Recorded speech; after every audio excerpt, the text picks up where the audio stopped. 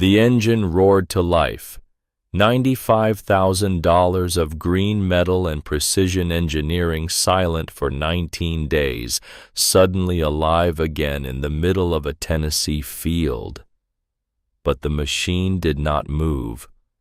Marcus Drake stood watching through the cab window as the 71-year-old man sat perfectly still at the controls, hands resting on mechanisms Marcus did not understand, waiting for something only he seemed to know was coming. 30 seconds felt like 30 minutes. Behind Marcus, his foreman James Cooper held his breath, eyes fixed on the tractor that had become the center of every conversation, every calculation, every sleepless night for the past 3 weeks. His wife Sarah's hands were clasped so tight, her knuckles went white, pressed against her chest, as if holding something precious and fragile.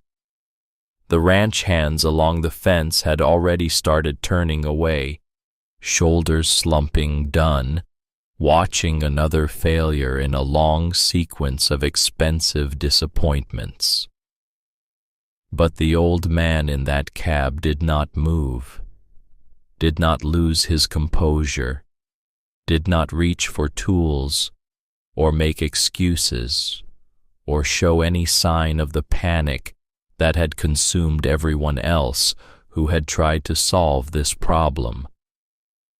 He just sat there, waiting for some principle of hydraulics and patience that modern technology had forgotten how to measure. Then, without warning, the massive machine lurched forward. Slow at first, hesitant like something remembering how to breathe after being underwater too long. Then stronger, more certain.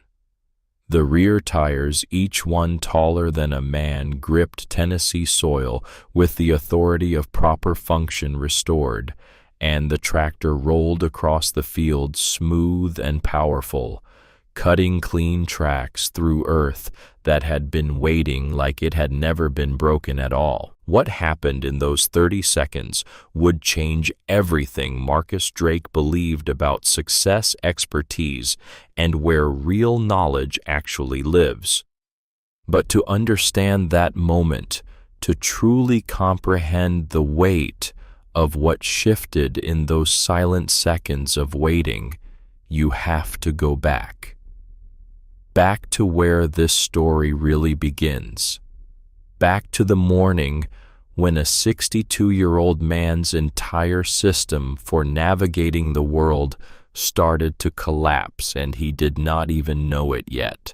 The sun cleared the eastern ridge at 6:43 on a Tuesday morning in October, casting long shadows across the 1,200 acres of bottomland that Marcus Drake had purchased 5 years ago for reasons even he did not fully understand at the time. The $95,000 John Deere 9R Series tractor sat motionless in the center of the main field, exactly where it had been sitting for the past 18 days. Green metal and engineering that should have been halfway through the harvest by now, working 16-hour days to bring in the soybeans before the weather turned and the narrow window of optimal conditions closed forever. Instead, it sat like a monument to everything slipping sideways, a very expensive reminder that money and determination could not solve every problem that presented itself. Marcus stood near the red barn, dressed in a pressed jacket over flannel, because even on his own land, even when facing a crisis that threatened to unravel years of careful planning, he wore the uniform of control. 62 years old, silver hair going white at the temples in a way that Sarah said made him look distinguished, the particular posture of a man who had spent 3 decades solving problems by identifying them clearly, hiring the right expert to address them, and writing the check they asked for. That system had built him a commercial real estate empire in Nashville that stretched across 3 states, bought distressed properties when everyone else was selling, when the market was in free fall, and conventional wisdom said to hold cash and wait, held through the crashes that made weaker men panic and sell at the bottom, sold at the peaks when everyone else was buying, convinced the good times would last forever, made enough money that he never had to think about money again, at least not in the way most people did, worrying about bills and retirement and whether they could afford the things they wanted.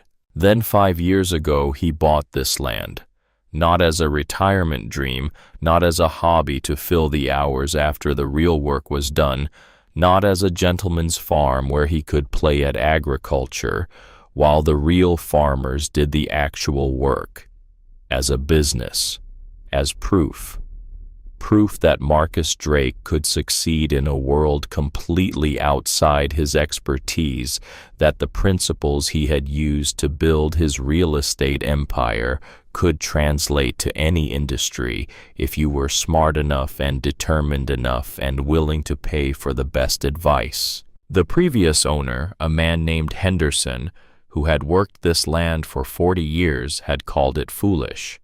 A city businessman playing at farming, he had said, with the particular condescension that people who work with their hands sometimes show for people who work with their minds. Marcus had smiled and written the check anyway because Marcus Drake did not fail at things he set his mind to. He hired the right people. He built the right systems. He executed with precision and discipline. Except right now, standing in the cold October morning with his breath visible in the air and the tractor sitting silent and uncooperative in his field, his most critical piece of equipment was doing nothing at all. 19 days. 19 days of silence in the wrong season when every hour mattered and the calendar kept moving, whether the machine cooperated or not.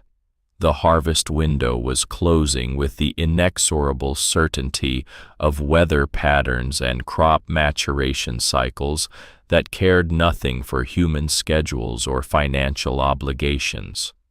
The weather was turning, cold fronts moving down from the north, bringing the kind of early freeze that could destroy a season's work in a single night. And behind all of that, behind the immediate crisis of crops rotting in the field and equipment failing and seasons passing, sat a deadline Marcus had not shared with anyone except his banker: the loan. The expansion loan he had taken against the property 6 months ago to acquire the neighboring 300 acres from the Henderson family, the same family whose patriarch had warned him about city boys playing farmer. Due in 42 days. The payment required selling this harvest at projected yields that assumed optimal weather and timely harvesting and equipment that actually worked when you needed it to work. Without that income, the numbers did not work. Without those numbers, Marcus would have to sell assets to cover the payment. The Nashville properties he had sworn never to touch the foundation of everything he had built, the legacy he planned to leave for Emma. He had not told Sarah about the loan, had not told Emma about the expansion or the risk or the deadline that kept him awake at 3 in the morning, doing calculations that always came out the same way. Had barely admitted it to himself in the quiet hours before dawn when sleep would not come and the weight of it pressed against his chest like something physical and heavy. His phone buzzed in his jacket pocket, the vibration loud in the quiet morning. James Cooper's name on the screen. The foreman never called this early unless something was wrong, and Marcus felt his jaw tighten even before he answered, some part of him knowing that the news would not be good, because good news never came at this hour. "Tell me." "Boss, we got a problem." James's voice carried that careful steadiness of a man who knew his employer did not appreciate panic or drama, who had learned over 5 years of working together that Marcus Drake wanted facts delivered cleanly and solutions proposed immediately.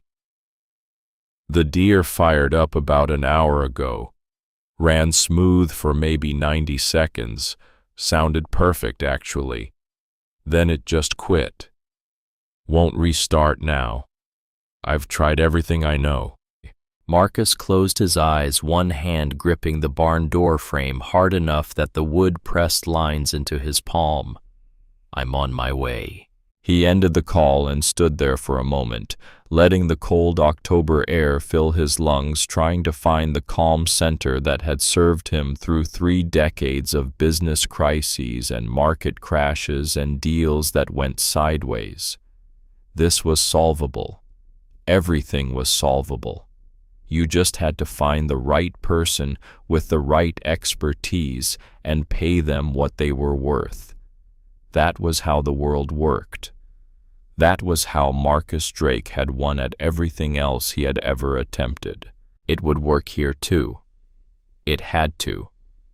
Because the alternative, the possibility that his system might fail him, that money and expertise and determination might not be enough, was something he could not allow himself to consider. Not now. Not with 42 days on the clock and everything he had built potentially hanging in the balance. Christopher Clark arrived that afternoon in a service truck, carrying enough diagnostic equipment to test a spacecraft. 45 years old, certified by John Deere, with 20 years of experience and a reputation across 3 counties for solving problems other technicians could not crack. He wore confidence, like a second skin, the easy assurance of someone who had seen every failure mode a machine could produce and knew exactly how to address each one. Marcus had found him through a contact in Nashville who owned farm equipment dealerships, who had said if anyone could fix this, Christopher could, and that recommendation had been enough for Marcus to call immediately and offer double the standard rate to get him out here today. Marcus watched from the barn as Christopher spent 3 hours under the hood checking circuits and testing components with equipment that beeped and clicked and displayed readings Marcus could not interpret, but assumed meant something significant to someone with the right training. The afternoon stretched long and cold shadows lengthening across the field as the sun tracked west. The wind picked up, carrying the smell of rain that would arrive tonight, whether anyone was ready or not, whether crops were harvested or rotting in the field. Christopher replaced 2 modules working with the methodical precision of someone who had done this 1,000 times before. Rewired a connection that he said looked corroded, though it had looked fine to Marcus's untrained eye. Ran diagnostics that all came back clean, every test showing green lights and optimal readings, and absolutely no indication of what might be wrong. The bill would be $1,850 for parts and labor. The tractor still would not move. Christopher stood beside the machine with his hands on his hips, staring at the engine bay, as if it had personally betrayed him, as if the machine had violated some fundamental agreement between technician and technology. "I'll come back tomorrow with different parts. Sometimes these control modules are defective straight from the factory, pass all the tests, but fail under actual load. Seen it before with the 9R series. Marcus kept his voice level, that careful control he had learned in 1,000 business negotiations, where showing emotion was weakness and weakness was expensive. You're telling me you don't know what's wrong. I'm telling you, the diagnostic says everything's fine, but clearly everything's not fine. The numbers don't match the behavior, which means there's something the system isn't detecting. Give me another day with fresh modules and I'll track it down. Christopher returned the next morning with a case full of components and the same confident expression, the same certainty that this time he would find the answer. He worked for 5 hours, while Marcus tried to focus on other ranch business, but found himself checking the field every 20 minutes, watching Christopher's methodical progress. Replaced parts, ran tests, consulted manuals thick enough to break a man's foot if you drop them technical specifications that reduced the machine to diagrams and numbers and logical systems. The new parts cost $950 priority shipped from a distributor in Memphis. The tractor remained exactly as immobile as before, sitting in the field like a very expensive paperweight. The technician climbed down from the cab with his confidence starting to fracture around the edges, uncertainty bleeding through the professional exterior like water through a cracked dam. Mr. Drake, I'm stumped. This should be working. Everything tests perfect. The engine runs clean. The hydraulics show proper pressure. The transmission engages. But something in the chain isn't translating power to the wheels, and I cannot for the life of me figure out what. Marcus felt something cold settle in his stomach. Not quite fear, but adjacent to it. The particular discomfort of a man who had always been able to buy his way out of problems, discovering that maybe this time money was not enough. So what do I do? Honestly, you might want to get a second opinion. Sometimes fresh eyes catch what I'm missing.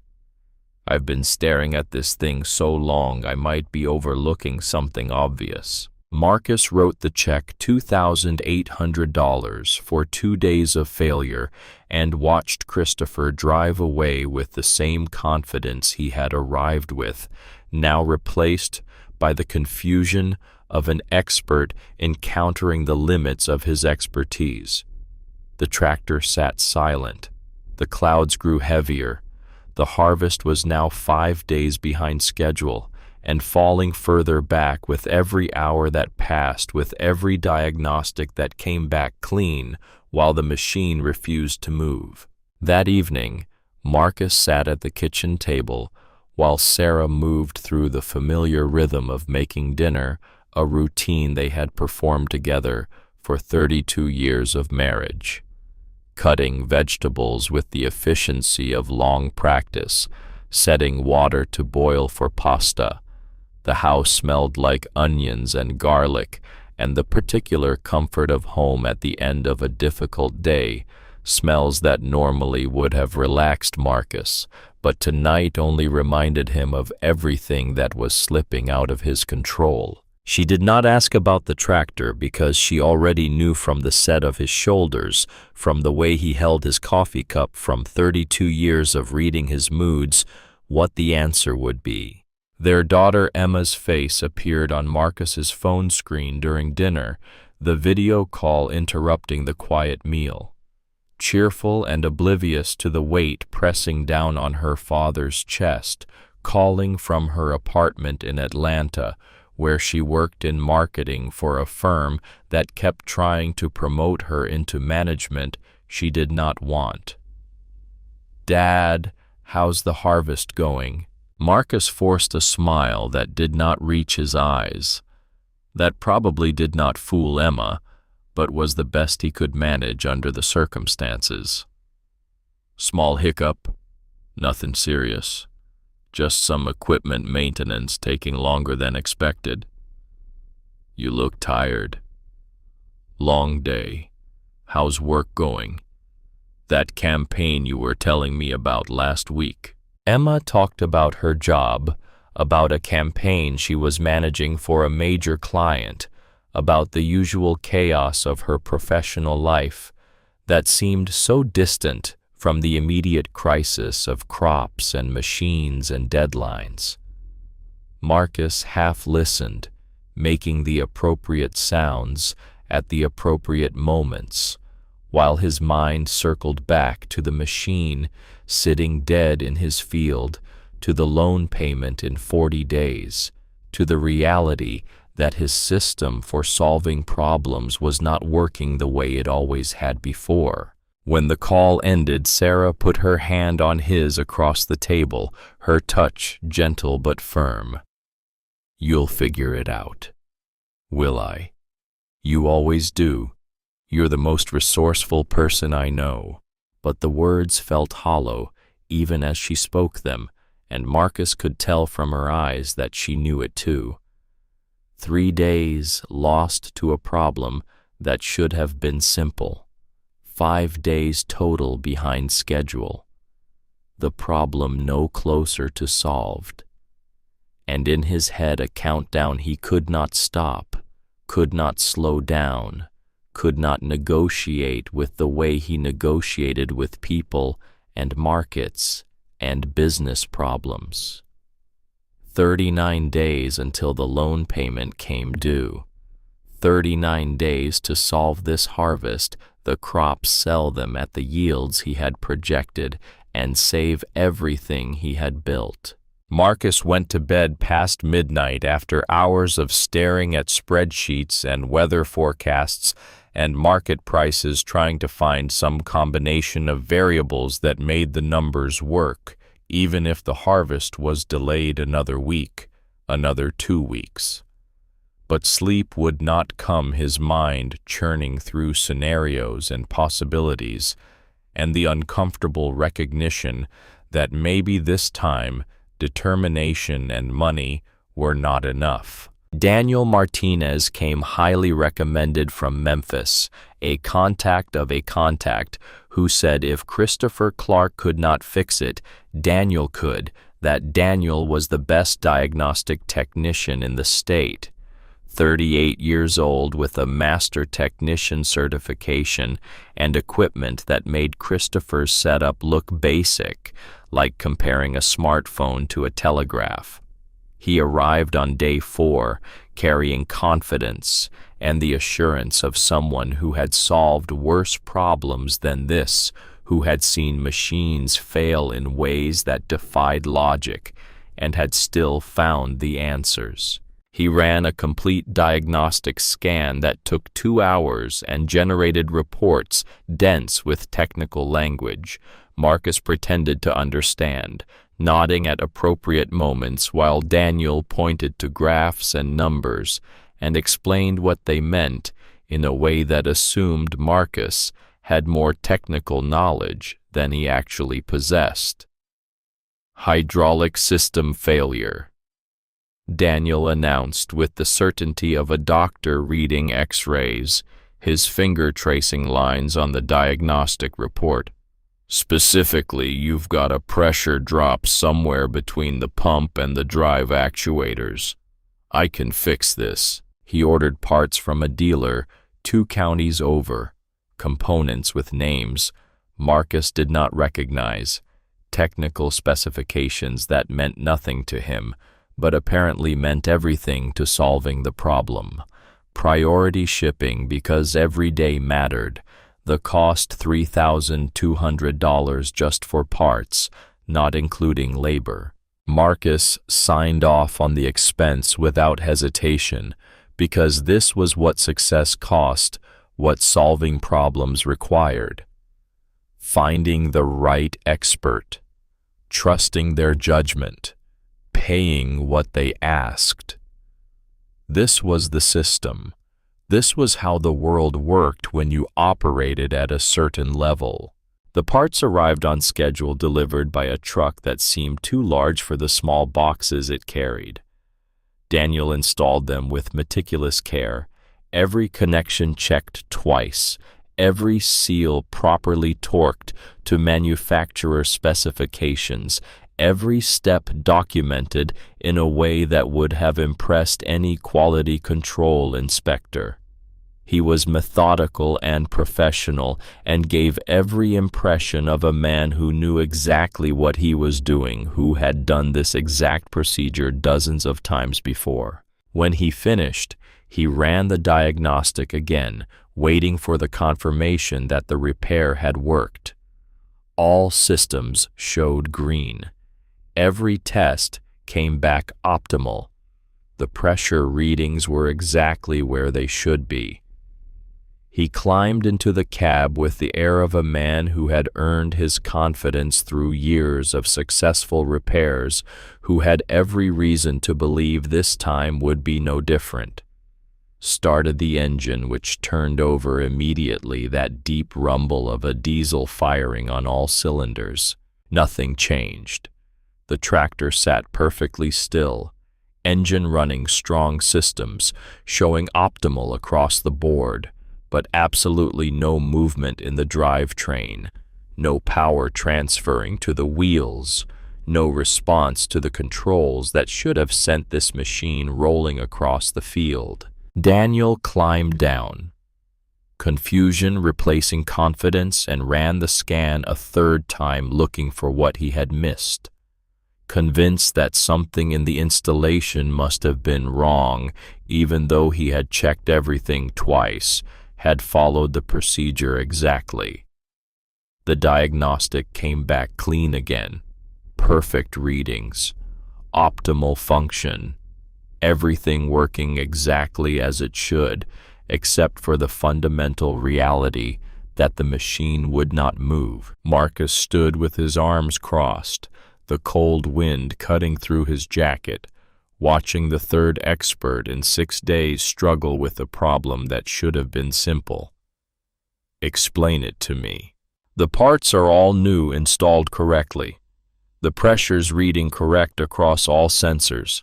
Everything tests perfectly. The system shows no faults. Daniel's voice had lost its certainty, had taken on the frustrated tone of someone encountering something that should not be possible according to everything he knew. But the machine won't engage. The drivetrain shows no response to input, even though the hydraulic pressure is reaching it. They spent another full day together, Daniel checking the transmission, while Marcus tried not to watch the calendar, tried not to calculate how much this delay was costing him per hour per day. 11 days now. 11 days of standing still while the season moved forward without him, while weather patterns shifted and optimal harvesting windows closed, and the loan payment deadline grew closer. On the morning of day 12, Daniel approached Marcus with the expression of a man delivering news. He wished he could avoid news that went against his professional pride and his belief in his own abilities. He had been up half the night reviewing technical manuals, calling colleagues, searching online forums for anyone who had encountered this specific combination of symptoms. Mr. Drake, I hate to say this, but the repair cost is going to exceed the replacement value if we keep going down this path. My professional recommendation is to scrap it and buy new. Marcus's throat went tight, his breath catching for just a moment. It's 14 months old, barely used. I know, and I can't explain it. Sometimes machines just fail catastrophically for reasons we can't identify. There's no pattern, no warning signs, no logical progression, just bad luck and bad timing. Daniel looked genuinely troubled, as if this failure reflected on him personally. I've never seen anything quite like this. Everything tests perfect, but it won't perform. If it were my money, I'd cut my losses before I spend another $5,000 trying to chase a ghost. Daniel Martinez drove away with a check for $4,800 and the problem no closer to solved, leaving Marcus standing alone in the field with his most expensive piece of equipment still silent and uncooperative. Marcus stood there as the sun set, both hands pressed against the cold metal of the machine, and felt something inside him start to crack. Not breaking yet, but fracturing stress lines, forming in the foundation of certainty he had built his life upon. This was not about the money anymore. Though the money mattered, though every dollar spent on failed repairs was a dollar that could not be used elsewhere. This was about the fact that his system was not working. The equation that had governed his entire adult life, find the right expert, pay them well, trust their expertise, get results, was broken. And he did not know how to fix what he did not understand, could not even properly diagnose, because he lacked the technical knowledge to evaluate whether these experts were actually experts or just expensive guesses dressed up in confident language and fancy equipment. That weekend, Emma drove up from Atlanta without calling ahead the 2.5-hour drive from her apartment, made on impulse after a phone call with her mother that revealed more than Sarah had probably intended to share. She arrived Saturday morning with coffee from Marcus's favorite shop in Nashville, having driven 40 minutes out of her way to get it, and that radar daughters develop for knowing when their fathers are drowning in problems they will not admit to. She found Marcus in the barn, staring at maintenance logs as if they might reveal some pattern he had previously missed, some combination of service dates and repairs that would suddenly make sense of why this machine had failed so catastrophically and so mysteriously. "Dad."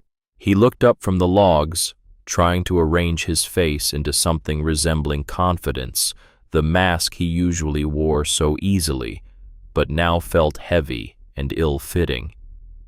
"Sweetheart, didn't know you were coming. This is a nice surprise.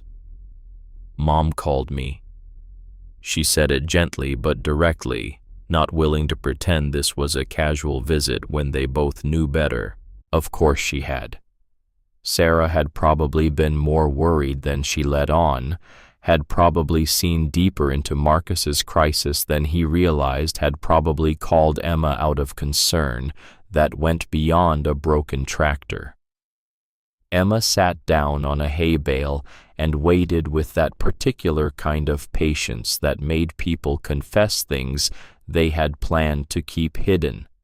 The same patience Sarah had, the same ability to create space for truth by simply being present without judgment. Marcus put down the logs, accepting that this conversation was going to happen whether he was ready for it or not. "The tractor's still dead. I figured. Mom says you've had 3 mechanics out here. 2, about to call a 3rd. Though even as he said it, Marcus felt the futility of it, the sense that calling another expert would just result in another expensive failure, another confident diagnosis, followed by another incomprehensible outcome. Emma took a sip of coffee, considering her next words with the care she brought to difficult conversations. What does James think? Marcus felt his defenses rising automatically, that instinctive resistance to advice from people without the right credentials, without the letters after their names and the certifications on their walls. James is a good foreman, excellent at his job. But this is a technical problem, complex machinery. It needs someone with the right training and equipment, someone who understands these systems at a level James doesn't. Dad. Emma's voice was gentle but firm, carrying that particular blend of love and exasperation that only children can bring to conversations with their parents. You taught me to trust data. You drilled it into me my whole childhood. Facts matter, Results matter. The data says 2 certified experts can't fix this. Maybe it's time to try a different approach. The suggestion landed like criticism, even though her voice carried no judgment, no implied superiority. Marcus stood needing to move, needing to feel like he was doing something instead of just absorbing advice he did not want that contradicted everything he believed about how to solve problems. What different approach? Hire a 4th mechanic, a 5th keep throwing money at it until someone gets lucky. That's not a system, that's just hope dressed up as strategy. Emma stood facing him with Sarah's steady eyes and his own stubborn chin, the combination of traits that made her both like him and able to stand up to him in ways most people could not. What's the worst that could happen at this point? You're already being told to scrap it. The machinery's useless if it doesn't work. At least try something different before you give up completely. The words hit harder than Marcus expected, partially because she was right, and partially because giving up was something Marcus Drake did not do, had never done, had built his entire identity around not doing. He turned away, staring out the barn door at the field where the harvest should have been happening, where equipment should have been moving, and crops should have been coming in, and money should have been accumulating to pay the loan that Emma knew nothing about. Emma came to stand beside him, her shoulder nearly touching his, both of them looking out at the same field but seeing different things. You know what I think? I think you're scared. Not of losing the money, though. I know that matters. You're scared that the way you've done everything your whole life might not work anymore. That the system you built your success on might have limits you never had to face before.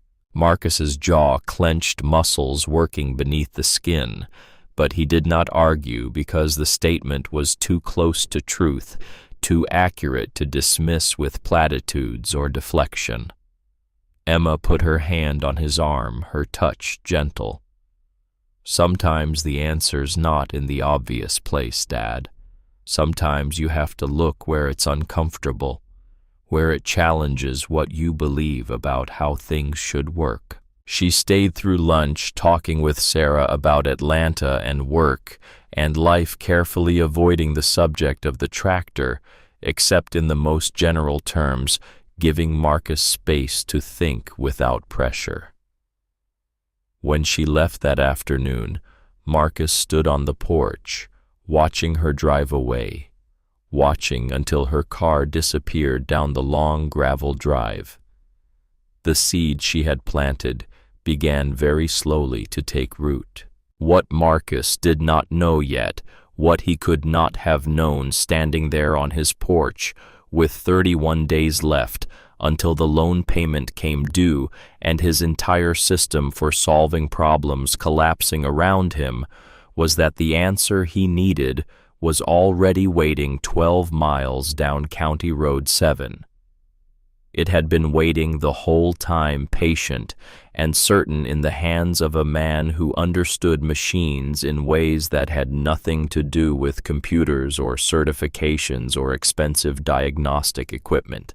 He just had not been ready to see it, had not been humble enough, desperate enough, broken enough to look in the places Emma was suggesting. But he was getting there.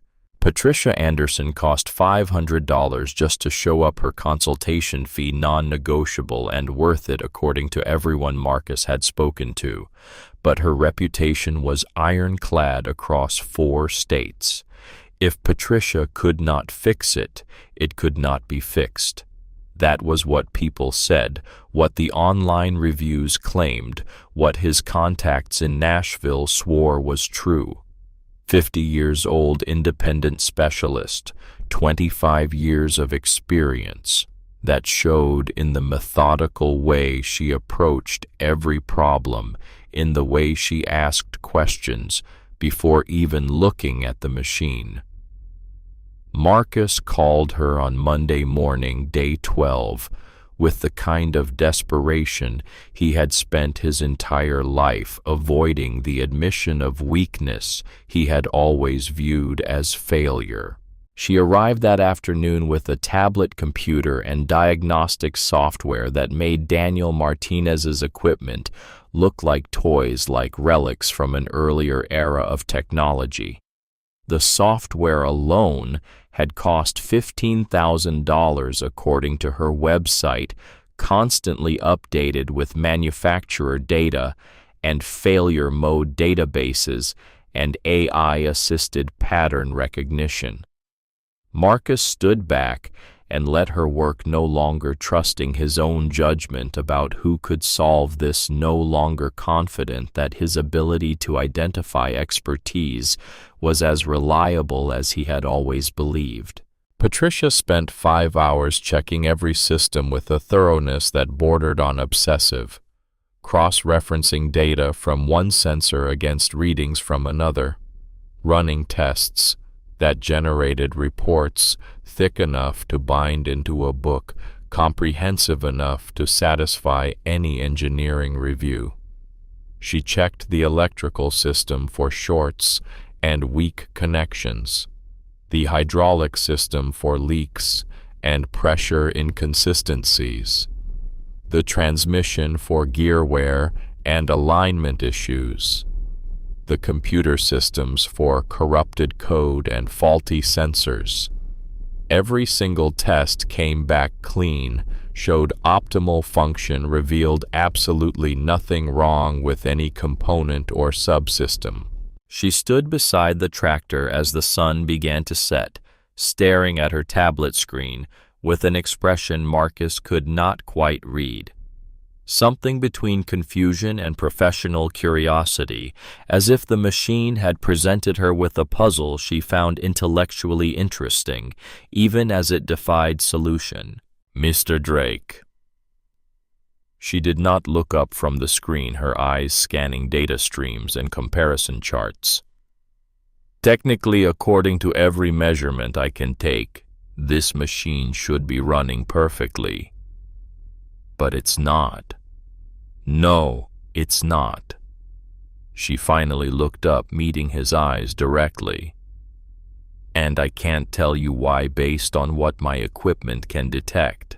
She ran the diagnostics again, triple-checking readings that refused to make sense, that showed a perfectly functioning machine that somehow did not function. Marcus felt something like desperation starting to build in his chest, the sensation of ground shifting under his feet, of certainty crumbling into sand. What does that mean? What do I do next? Patricia closed her tablet and looked at him directly, honest in a way the others had not been willing to admit the limits of her expertise, rather than making confident promises she could not keep. "It means there's something wrong that our diagnostic systems can't detect.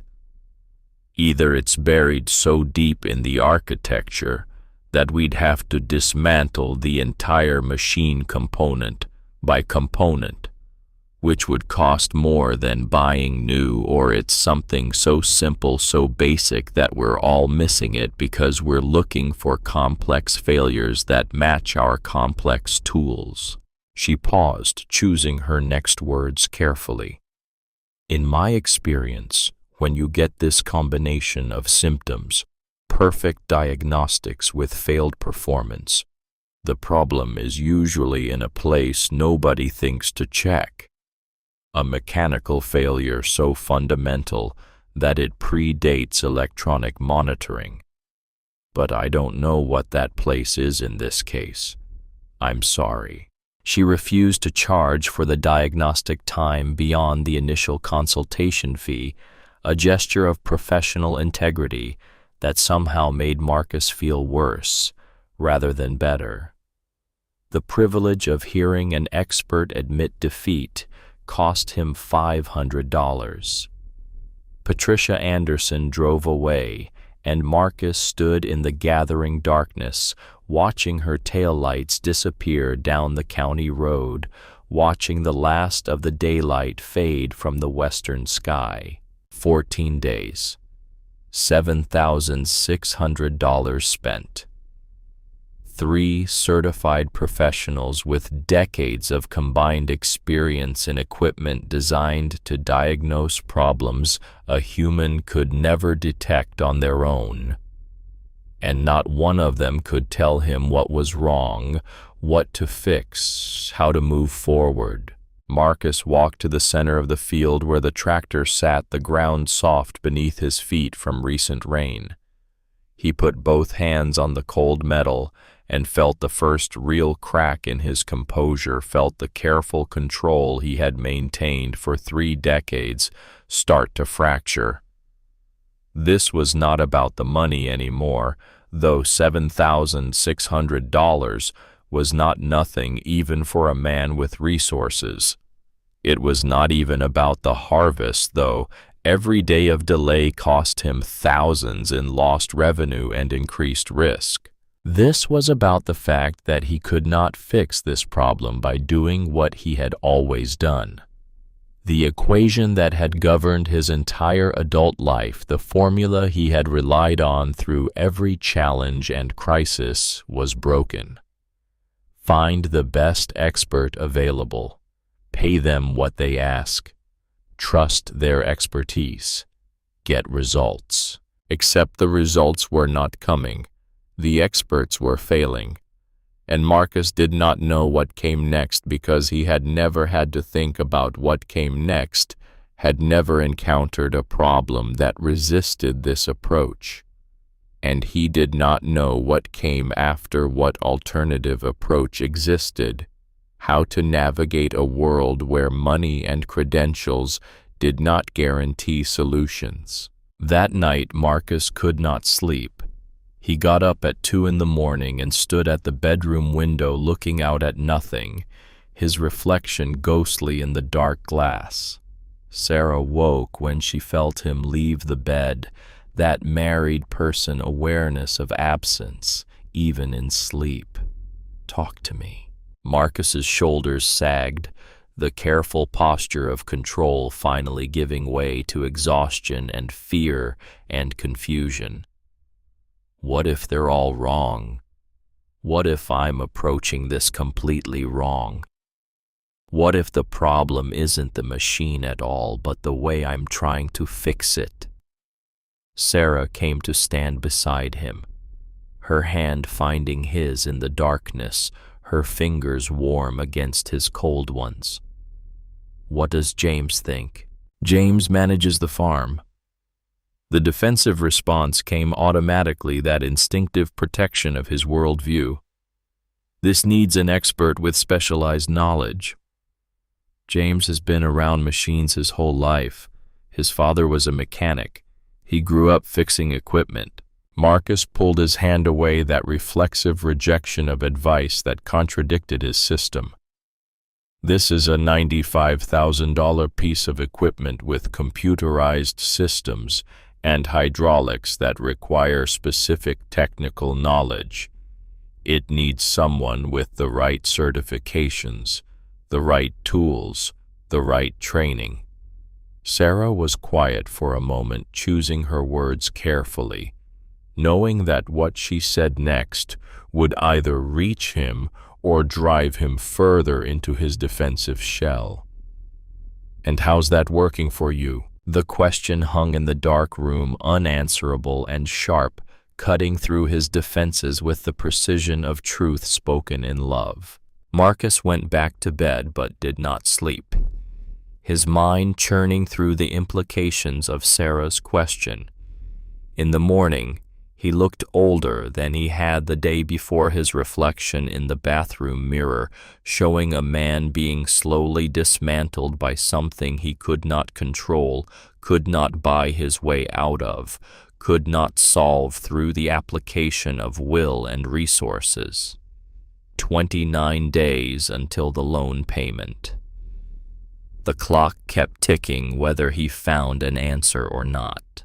Brandon Moore arrived on day 16 with equipment that belonged in a research laboratory rather than a farm field. The kind of technology that seemed almost excessive for diagnosing a tractor, but that Marcus had been assured represented the cutting edge of agricultural machinery diagnostics. The youngest of the mechanics at 34, already building a reputation as the digital generation's answer to old-school diagnostics, the future of farm equipment repair. $400 per hour, but worth it according to 3 different sources, because Brandon solved problems other technicians could not even identify, could see patterns in data that human brains missed, could apply artificial intelligence and machine learning to mechanical failures in ways that were revolutionizing the field. Marcus stood near the barn, watching the young man unload cases of gear with 2 assistants who moved with the careful precision of surgical nurses handling equipment with the reverence of people who understood its value and fragility. The setup took 40 minutes, creating what looked like a mobile diagnostic center in the middle of his field. Laptop computers networked to sensors that would monitor every system, simultaneously recording data at rates of thousands of samples per second. AI-assisted diagnostics that could process more data in minutes than a human technician could analyze in days. Brandon walked a slow circle around the tractor, not touching it yet, just looking with eyes that saw in systems and algorithms that translated physical reality into data streams and mathematical models.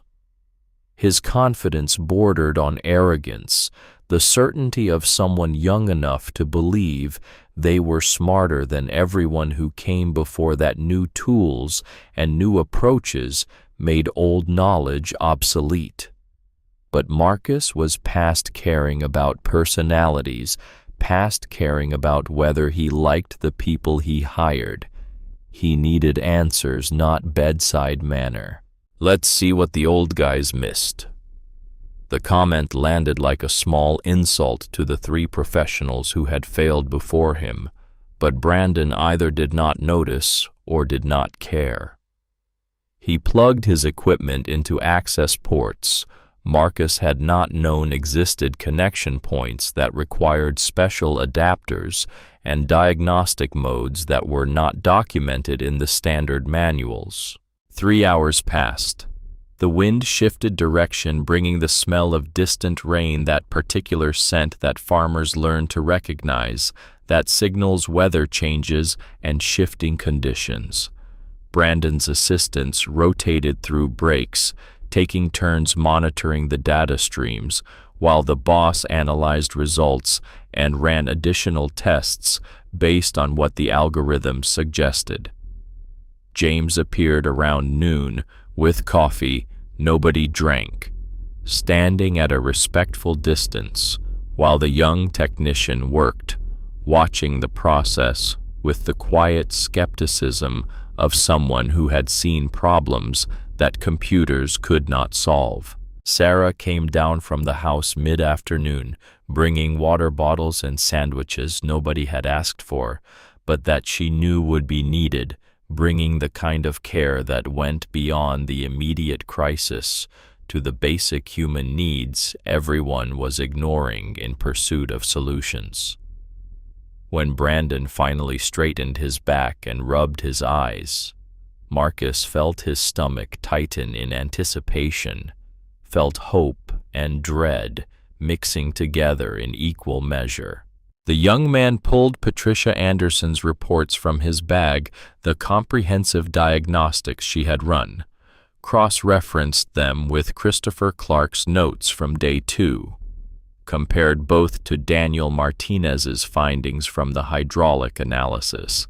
He ran his own diagnostics a second time, comparing results against results, looking for discrepancies or patterns that might reveal something the previous technicians had missed.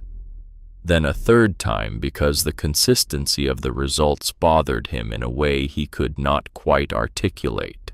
Brandon closed his laptop with the careful deliberation of someone who had reached a conclusion he did not want to share, who had spent hours hoping to find something different and was now facing the reality of failure. He walked over to where Marcus and James stood waiting, his earlier confidence gone, replaced by the troubled expression of someone encountering the limits of their tools and training. "Mr. Drake." Brandon's voice had lost all its earlier confidence, all the cocky certainty he had brought with him. "I'm not going to charge you." The words hung in the cold air, unexpected and somehow worse than any diagnosis could be. "What? I can't charge you when I can't tell you what's wrong." Brandon looked genuinely troubled, as if this failure represented something larger than just a broken tractor. "I've analyzed everything, cross-referenced all the data from all 4 diagnostics, run simulations based on every failure mode in the database, used pattern matching algorithms against 10,000 similar machines. All 4 of us, all 4 professionals with different approaches and equipment, have failed to identify the problem." Marcus felt the ground shifting under his feet again, that terrible sensation of certainty crumbling, of systems failing, of reality refusing to conform to expectations. "You're telling me that with all this equipment, all this technology, computers that can process more data than any human, you can't find the problem?" "I'm telling you, it's either hidden in a place none of our systems are designed to look, or it's something so basic, so fundamental, so old school that we're all looking past it, because we're trained to look for complex failures that match our complex tools." Brandon paused, struggling with the admission. Modern diagnostics assume problems exist in areas where we can measure things electronically. But if the failure is purely mechanical in a system that predates sensors, our equipment is blind to it. Brandon packed his equipment with movements that spoke of defeat, disguised as efficiency, his assistants helping with unusual silence, none of the casual chatter that had characterized the setup. When everything was secure, when the mobile diagnostic center had been reduced back to cases in the truck, Brandon turned back to Marcus one more time. "Sometimes the machine breaks in a way modern tools can't catch. I hate saying that. It goes against everything I've been trained to believe, everything the industry is moving toward. But it's the truth. There are failure modes that only human experience and mechanical knowledge can detect, because they happen in places and ways that we've stopped looking." He refused payment for the hours of work, for the expertise and equipment, because charging for failure felt wrong in a way that transcended business. He drove away, leaving Marcus standing in the gathering dusk, with James beside him, saying nothing, because there was nothing left to say that would make any difference. 16 days. 4 professionals. $10,000 spent on parts and labor and diagnostics that led nowhere, and not a single answer, not even a theory that made sense. That evening, the argument happened the way things do when pressure builds for too long, and something finally has to give when people who love each other reach the breaking point of polite silence and careful restraint. Marcus arrived home after dark to find Sarah in the kitchen with her phone in her hand and an expression that said she had been waiting, that this conversation had been building for days and could not be put off any longer. James called. He wants to talk to you about something, about someone who might help. Marcus shrugged off his jacket, exhaustion making his movements heavy, making every simple action feel like it required more energy than he had to give. Not tonight. I can't tonight. Marcus, you need to listen. Listen to what? The frustration he had been holding back for 16 days finally broke through the careful control, the disciplined restraint that had been costing him more energy than maintaining it was worth. Another opinion I didn't ask for. Another suggestion from someone without the expertise to understand what we're dealing with. I've had 4 certified experts with thousands of dollars in equipment tell me it's impossible to fix. What's James going to add to that? Sarah's voice stayed level, that particular kind of calm that came before storms that signaled she was about to stop protecting his feelings and start telling him truths he needed to hear. We know someone who might help, someone local, someone with experience that doesn't come from certifications. Marcus felt something snap inside him. The accumulated weight of 16 days and $10,000 and 4 failures, and the loan payment getting closer, compressed into pure frustration that had nowhere else to go. Who another mechanic with another laptop that costs another fortune to accomplish exactly nothing because that's worked out so well so far? No. Sarah set her phone down on the counter with enough force to make it click against the granite. Someone local, someone old school, someone who actually understands machines instead of just reading what computers tell them. The laugh that came out of Marcus's mouth tasted bitter, sharp with sarcasm and fear disguised as contempt. Old school Sarah, this is a $95,000 piece of modern engineering, computer-controlled hydraulics, GPS-guided systems. It needs cutting-edge expertise, not some country handyman who learned mechanics in the Stone Age working on equipment that didn't have electrical systems. Sarah crossed her arms, and Marcus recognized the gesture from every serious conversation they had ever had, from every moment when she decided to stop protecting his ego and start telling him truth he needed to hear, even if it hurt. The moment when their marriage shifted from support to challenge, when love meant confrontation rather than comfort. You know what, I see a man so invested in his system working that he can't admit when it doesn't. A man so certain he knows the right way to solve problems that he can't see the solution standing right in front of him. Her voice was quiet, but sharp, precise, in a way that cut deeper than shouting could. You've solved every problem in your life by hiring the best person and writing the biggest check. That system built everything we have. I know that. I've watched you do it successfully for 30 years. But this time, that's not working.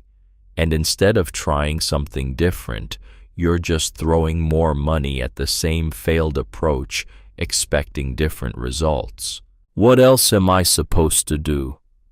Marcus heard his voice rising, heard the desperation he had been trying to hide bleeding through. Just give up. Accept failure. Scrap a machine that's barely a year old because I can't fix it. Maybe ask the person who's been with you from the beginning what he thinks. Maybe trust someone based on experience rather than credentials. James is a foreman, not a mechanic. He manages operations. This needs specialized technical knowledge. Sarah's voice went even quieter, that shift from frustration to something sadder, something that hurt more because it came from a place of deep concern rather than anger. I know this is hard for you. Your whole life you've solved problems by finding the best expert and paying them whatever they ask. That system built our wealth. It put Emma through college. It gave us this life. But maybe this time the answer isn't about credentials or cost. Maybe it's about who actually knows how to listen to what's broken instead of what equipment says is broken. Marcus turned away, staring out the kitchen window, at darkness reflecting back his own face, at his own tired eyes, and the lines of stress that had deepened over the past 2 weeks. Then, what is it about? Maybe it's about who actually listens to the machine instead of the computers, who uses experience instead of algorithms, who knows where problems hide when systems can't see them. He walked to his study without another word, closing the door on Sarah's disappointed expression, shutting himself away from the truth she was offering, because accepting it meant admitting everything he believed might be wrong. But alone in the quiet room, with his files and his spreadsheets and his carefully maintained records of everything he had built, Marcus felt the truth of her words, settling like sediment, heavy and undeniable. 27 days until the loan payment. And for the first time in his adult life, Marcus Drake did not know what to do next. The next morning, Emma called before sunrise, the phone buzzing on the nightstand, pulling Marcus from restless half-sleep that had never deepened into real rest. The clock showed 5:47. Emma never called this early. "Dad, I'm worried about you." Marcus sat up, rubbing his eyes, trying to shake off the fog of too little sleep and too much stress. "I'm fine, sweetheart. Just some business complications. Mom told me what happened last night, about the argument." Emma's voice carried that particular blend of concern and determination that reminded him so much of Sarah. "I need to tell you something. Something I should have told you years ago but didn't have the courage to say." Marcus was suddenly awake, alert in a way that had nothing to do with coffee or consciousness. "What? You remember when you sold the construction company? When you brought in that CEO from outside Thomas Patterson instead of promoting from within? Emma, that was 15 years ago. What does that have to do with—" "I wanted that job, Dad." Her voice cracked slightly, emotion breaking through the careful control. "I had worked there every summer through high school and college. I knew the business.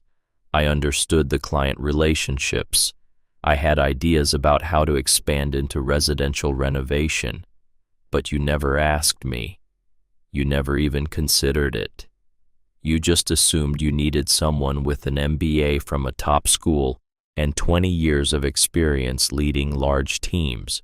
The words hit Marcus in the chest like a physical blow, driving air from his lungs. "I didn't know you were interested. You never said anything. I thought you wanted to go into marketing. That's why you chose that major." "I chose marketing because you made it clear there was no place for me in the company without the right credentials. Because you told me at dinner one night that modern businesses needed professional management people with proper training, not family members hired out of sentiment." Emma's voice was gentle but firm, delivering truth without cruelty. "You did the same thing you're doing now. You looked for the most credentialed, most expensive solution instead of seeing what was right in front of you. Instead of asking the people who actually knew the business what they thought." "Emma, I was trying to make the best decision for the company's future. I was being responsible." And you know what happened? That CEO you hired, the one with the perfect resume and the MBA from Wharton and all the right credentials, ran the company into the ground in 3 years. He alienated the long-term clients who were the foundation of the business. He implemented systems that destroyed the company culture you'd built. He made decisions based on spreadsheets instead of relationships. She paused, letting that sink in. You had to sell for half what it was worth because you trusted credentials over knowledge, resume over experience. Marcus closed his eyes, the memory sharp and painful even after all these years. He had convinced himself at the time that selling was a strategic move, that the market was changing, and it made sense to exit. But the truth was darker and more personal.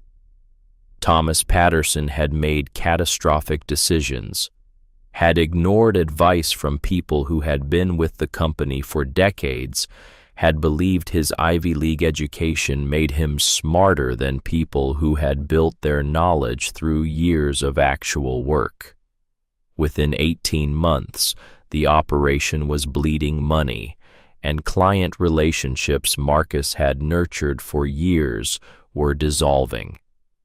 By the time Marcus admitted the mistake and tried to intervene, it was too late to salvage more than a fraction of the company's value. What's your point? My point is, you're doing it again. James has been trying to help you for 2 weeks, but you won't listen because he doesn't have the right credentials, because his knowledge comes from experience instead of certifications. Just like you wouldn't listen to me because I didn't have an MBA. Just like you wouldn't listen to the operations managers who tried to warn you about Patterson. She paused. I love you, Dad. But sometimes your strength, your ability to find and hire the best people, becomes your weakness when you can't see that the best person is already there. When you confuse credentials with competence.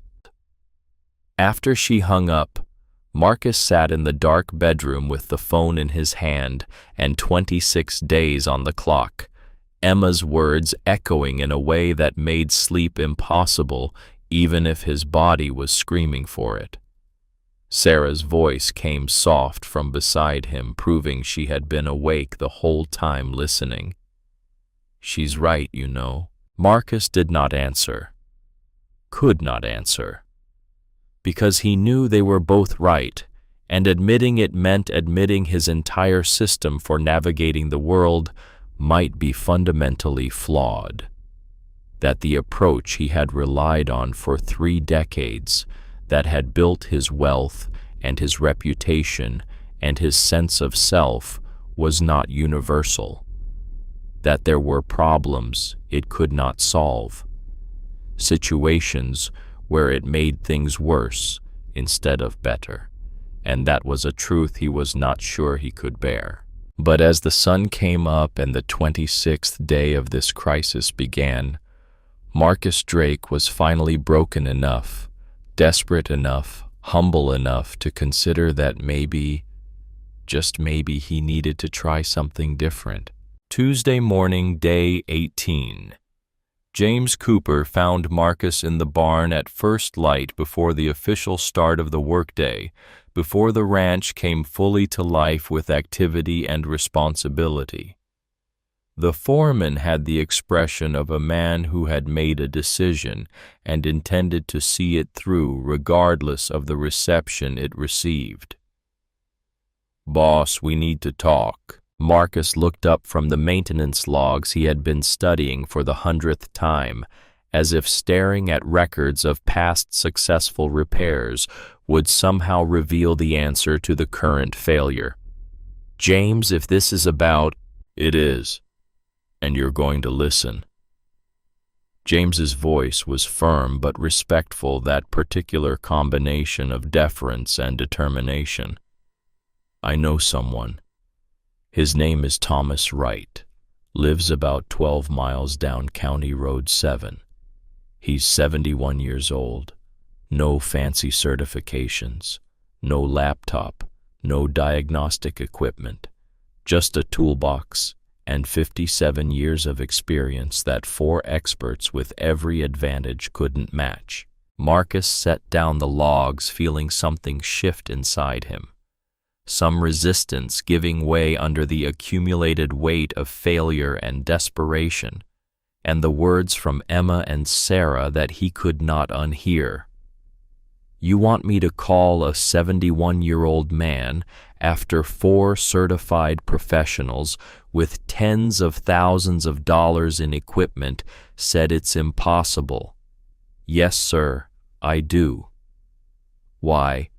What makes you think he can solve what they couldn't? James had expected this question, had prepared for.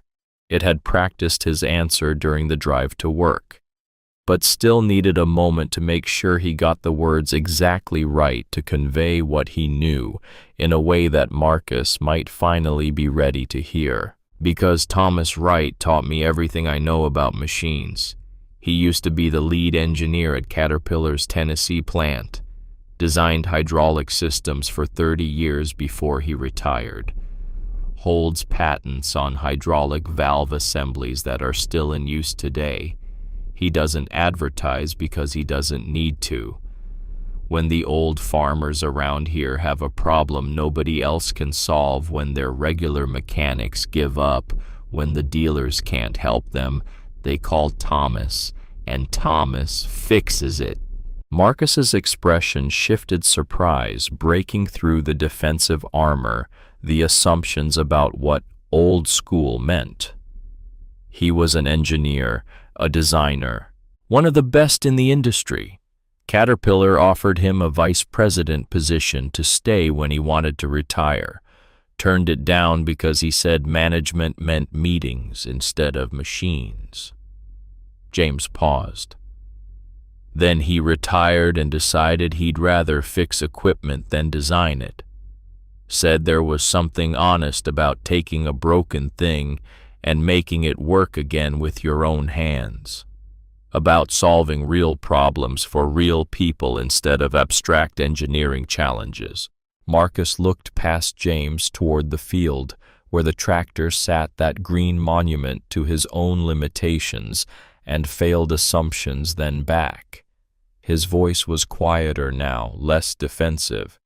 Why didn't you mention this earlier? Why wait until now? James chose honesty over diplomacy, decided that after 18 days and 4 failures, truth mattered more than protecting his boss's ego. Because you never asked what I thought. From day one, you went straight to certified technicians with advanced degrees and expensive equipment. You called Christopher before the first day was over. I figured you wanted that kind of help, professional repair services with official credentials, not the kind Thomas offers, which is wisdom and experience without paperwork to prove it. The truth hung between them, uncomfortable and necessary, like medicine that tastes bitter but heals. Marcus's jaw worked as he processed the implicit criticism, as he confronted the reality that his approach had shut out possibilities before he even knew they existed. When he finally spoke, his voice carried the rough edge of pride, swallowing itself of certainty, crumbling. Will he come? Does he still do this kind of work? I'll call him. He's selective about jobs these days, doesn't need. The money only takes things that interest him or help people he cares about, but I think he'll come if I ask. That afternoon, Marcus sat alone in his study doing calculations that made his chest tight, numbers that refused to add up the way he needed them to. The replacement cost for the tractor if he followed Daniel's advice and scrapped it. The money already spent on repairs and diagnostics that had accomplished nothing. the harvest delay costing him roughly $3,000 per day in lost revenue and increased risk as weather windows closed and market prices fluctuated. Insurance that would cover nothing because the failure had no identifiable cause that met their policy definitions. 25 days until the loan payment was due. 25 days to harvest, process, sell crops at projected yields, and generate the income he had promised the bank based on assumptions that had seemed conservative when he made them, but now looked dangerously optimistic. But the numbers were not what kept him staring at the wall, were not what made his hands shake slightly as he set down his pen. The real cost was harder to quantify, impossible to enter in a spreadsheet. Every assumption about how success worked, how problems got solved, how hiring the right expertise guaranteed results, all of it crumbling under the weight of a machine that refused to cooperate with modern diagnostic technology. The recognition that maybe he did not understand the world as well as he thought he did. That maybe his 30 years of success had been partly luck, partly favorable circumstances, partly the specific problems he happened to encounter, matching the specific solutions he preferred to apply. Sarah appeared in the doorway without knocking, carrying coffee he had not asked for, but needed doing the small acts of care that sustained marriages through difficult seasons. James said Thomas will come tomorrow morning.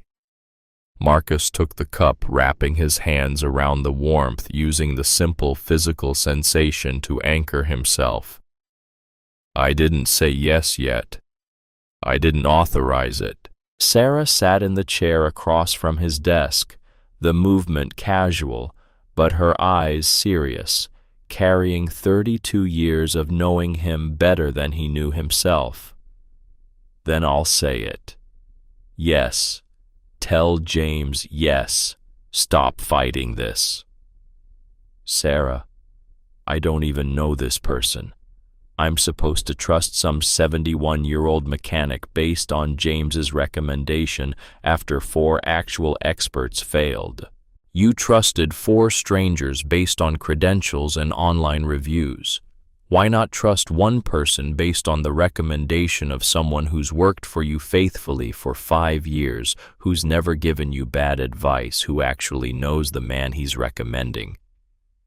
The logic was undeniable, even as everything in Marcus wanted to deny it. Marcus, I've watched you build everything we have, and you know why you succeeded. Not because you had all the answers, but because you were smart enough to recognize when you needed help and brave enough to ask for it. Don't let pride stop you now. Don't let attachment to a system that isn't working prevent you from trying something different. He wanted to argue, wanted to defend his systematic methodology that had never failed before, that had been the foundation of every success he had achieved. But looking at his wife across the desk, seeing the concern in her eyes and the absolute certainty in her expression, most of his resistance crumbled. He picked up his phone and called James, the call connecting after 2 rings. Boss, tell Thomas I'd appreciate him taking a look tomorrow morning if he's available. James's voice carried relief Marcus could hear even through the phone's small speaker emotion that said this meant more to the foreman than Marcus had realized. Yes, sir. I'll let him know right now. Thank you. After he hung up, Marcus sat holding the coffee Sarah had brought and trying to prepare himself for whatever tomorrow would bring, for stepping outside the system that had defined his adult life. Sarah reached across the desk and put her hand over his, her touch warm and firm. This is the right choice. We'll see. But even as he said it, Marcus felt something shift, some small easing of the pressure that had been building for 18 days.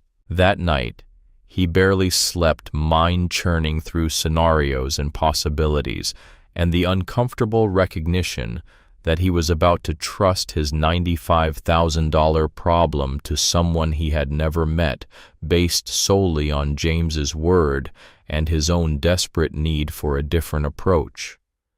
Everything in his training, every business instinct he had developed, every successful deal he had ever made said this was foolish, but his training had delivered 4 failures in a row. So maybe foolish was exactly what he needed. Maybe wisdom looked like foolishness when you had been looking at the world from the wrong angle for so long that your eyes had adjusted to the distortion. Wednesday morning, day 19, Marcus stood near the barn at 6:30, watching an old blue Ford truck make its way up the gravel drive, moving at the unhurried pace of someone who knew rushing never made machines work better. The truck was at least 30 years old, maybe older, held together by familiarity and stubbornness, and probably more repairs than original parts, paint faded by decades of Tennessee weather and sun. Thomas Wright climbed out slowly, movements deliberate and careful, working with his body's limitations rather than fighting them. 71 years old, wearing work pants with permanent oil stains and a flannel shirt that had seen better days. Gray hair mostly hidden under a faded cap, weathered face that spoke of decades working outside, hands that showed a lifetime of using tools that fought back. He moved with the careful deliberation of a man whose body remembered every hard surface it had ever worked against, every fall and strain and repetitive motion injury accumulated across more than half a century. Marcus walked forward, extending his hand, feeling nervous in a way he had not felt in years, that vulnerability of having no idea whether this was wise or desperate. They shook Thomas's grip, firm but not aggressive, calloused palm, speaking to years of physical labor. Marcus's carrying the tension of 18 days without answers and 24 days until financial consequences he could not fully control. "Mr. Wright, I appreciate you coming. I should tell you up front, 4 certified mechanics with sophisticated diagnostic equipment have already looked at this and—" Thomas cut him off with a gentle shake of his head, a small smile that carried no judgment. "James told me all that. That's exactly why I'm here. When the modern tools don't work, sometimes old knowledge helps." Simple truth delivered without arrogance or drama. No claims of superior ability, just acknowledgement that different approaches solve different problems. "Mind if I take a look?" "Of course, please." Sarah watched from the porch, coffee cup in hand, witnessing this moment she had pushed Marcus toward. She raised her cup slightly when Thomas glanced her way, acknowledgement or encouragement, or both. James stood nearby, hands in his jacket pockets, the quiet confidence of someone who believed in what he had set in motion, who trusted both Thomas's ability and Marcus's capacity to eventually recognize wisdom when it came from unexpected sources. Emma had driven up again from Atlanta without being asked, arriving at dawn, wanting to witness whatever happened next, sensing that this moment mattered in ways that went beyond a broken tractor. She stood slightly apart with her phone ready, wanting to document this for reasons she could not fully articulate. Thomas walked slowly around the machine without touching it yet, without opening panels or checking connections or reaching for tools. Just looking.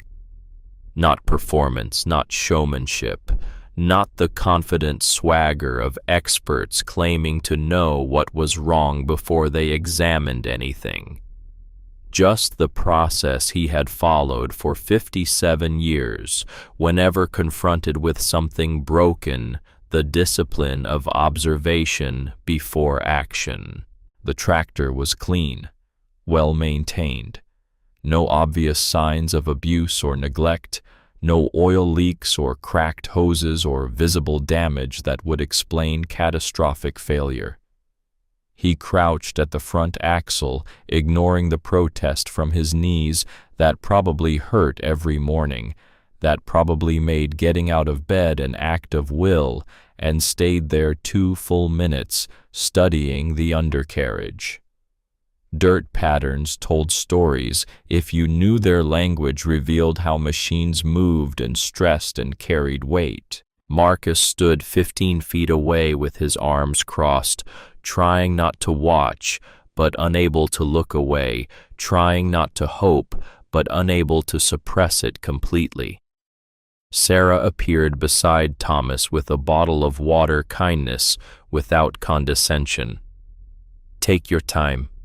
No rush." Her voice carried a warmth that Marcus sometimes forgot to show, that reminded him why people liked Sarah in ways they sometimes did not like him. Thomas took the water gratefully, his weathered face creasing into a smile. "Thank you, ma'am. Appreciated." He climbed into the cab, settling into the seat and reaching for the ignition with hands that had started probably 10,000 machines over the decades. The engine turned over immediately, that deep rumble of a diesel firing on all cylinders, power and health, and absolutely no indication of internal problems. Thomas sat listening, not to the obvious sounds that anyone could hear, but to the small variations underneath, the subtle shifts in tone and rhythm that marked differences between perfect operation and something close enough to fool most ears.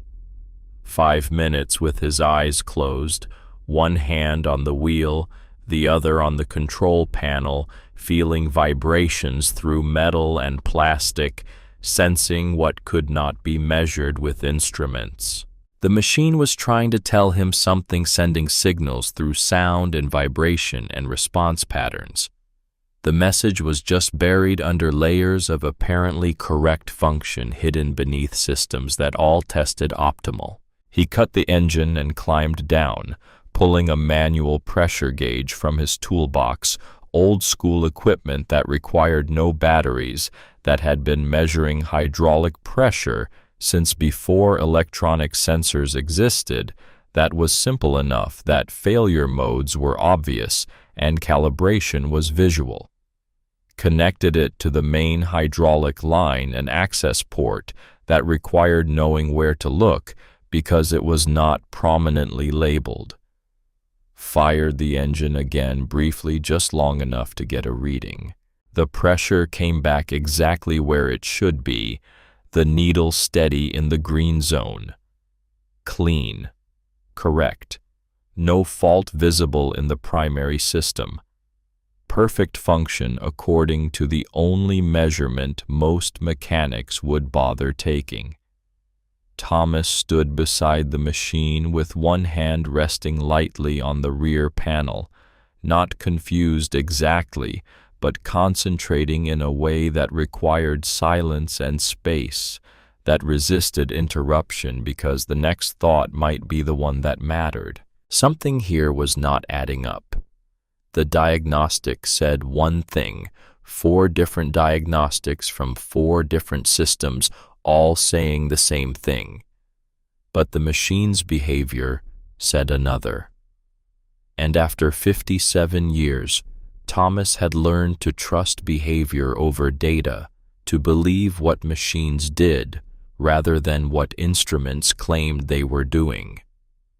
Then he said it out loud, mostly to himself, but loud enough that everyone watching could hear. "If everything works, why isn't it moving?" Marcus heard the question, and recognized it from somewhere in the past weeks, some other mechanic asking the same thing, asking what should have been the obvious question from the beginning.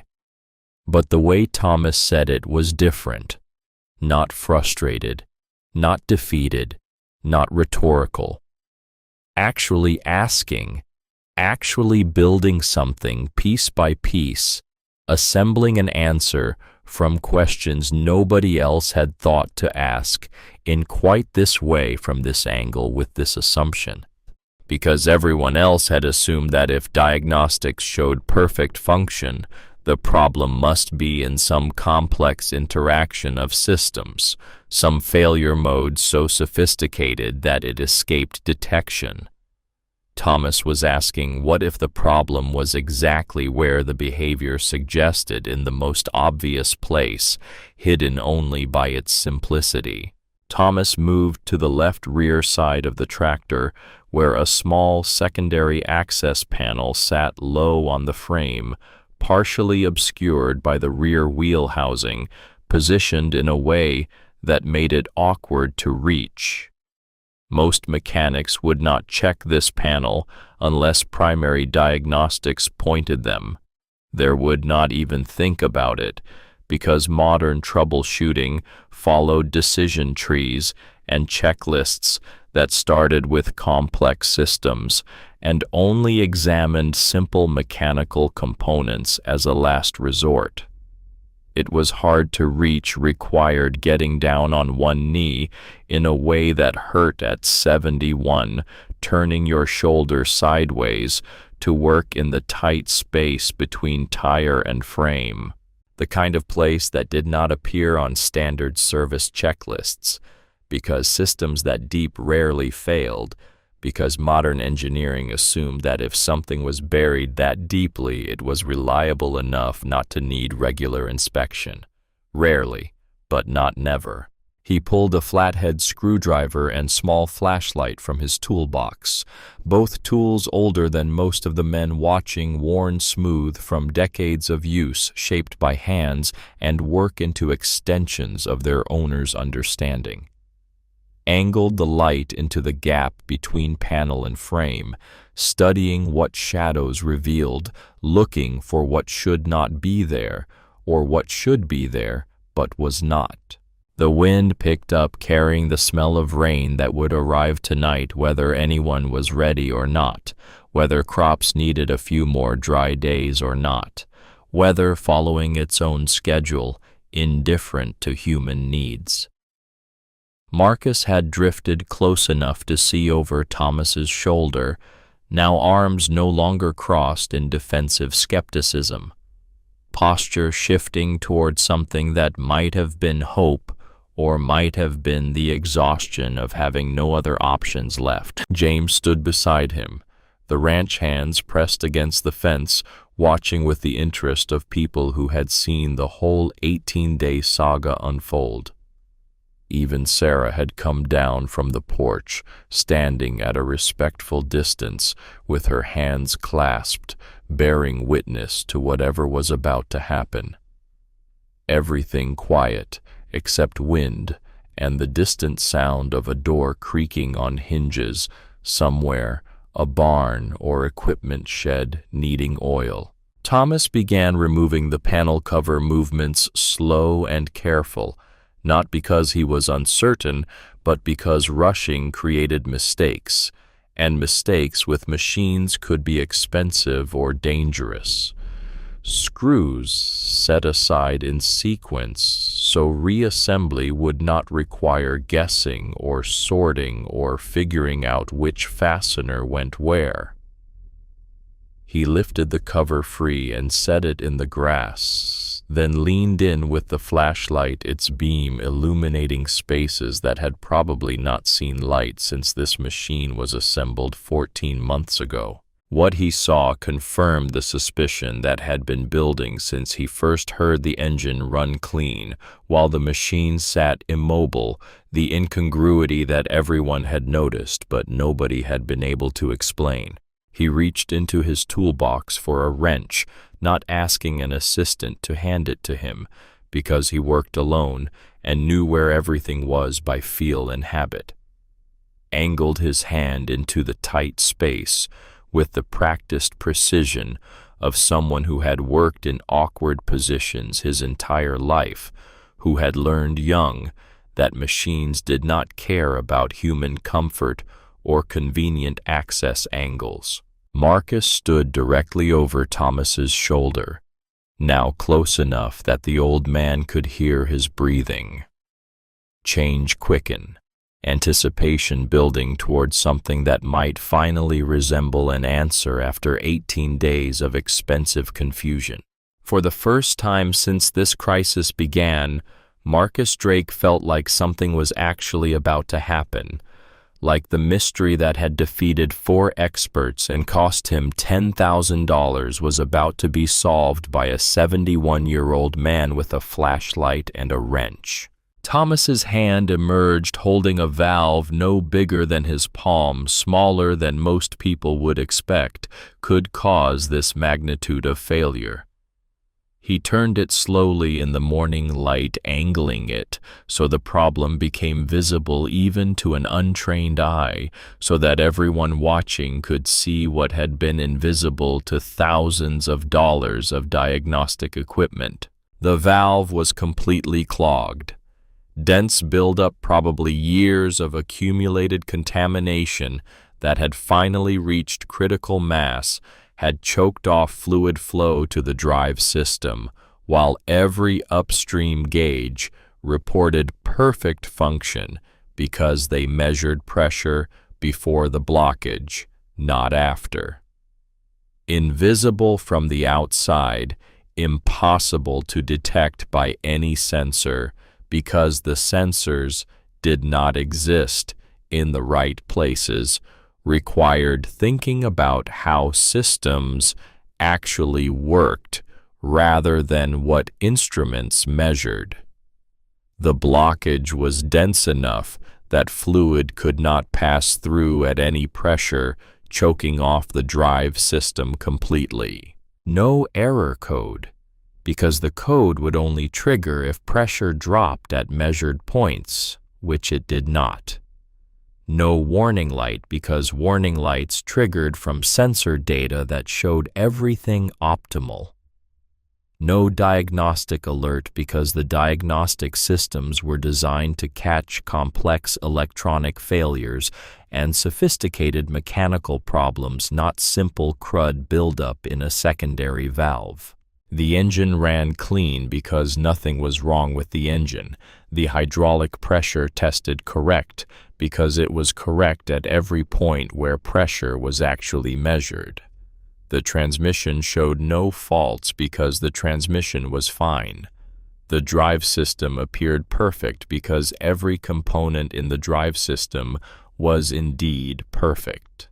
The entire problem, the catastrophic failure that had cost $10,000 in 18 days and might cost Marcus everything he had built, fit between 2 fingers. Marcus stared at the valve with an expression that cycled through disbelief toward something raw and harder to name. Not anger exactly, though anger was there. Not embarrassment exactly, though embarrassment was there too. Something closer to the particular discomfort a man feels when a belief he has held his entire life, a belief that has defined every major decision and shaped every success, turns out to be catastrophically wrong in front of witnesses who are important to him. He had paid for certainty. 4 separate times from 4 different experts carrying credentials and equipment designed specifically to prevent exactly this kind of oversight. Christopher with his John Deere certification, Daniel with his master technician rating, Patricia with her $15,000 diagnostic software, Brandon with his artificial intelligence algorithms, and not one of them had found what a 71-year-old man, located in under an hour, using a flashlight and intuition built from decades of working with machines, that hid their failures in places nobody thought to look, because looking there was awkward and dirty and not on any official checklist. Thomas set the valve carefully on a clean rag from his toolbox, saying nothing about what any of this meant, offering no commentary on the failure of modern diagnostics or the limits of complex systems or the value of experience versus credentials. He simply picked up a small wire brush, its bristles worn from decades of use, worn down to lengths that worked best for this exact kind of cleaning, and got to work. The cleaning process was methodical, patient, the kind of work that could not be rushed without risking damage to the precision-machined passages that had to be perfectly clear for proper function. Working the brush through every passage, each channel, making sure contamination came out completely, rather than just shifting to a different location where it would cause problems later.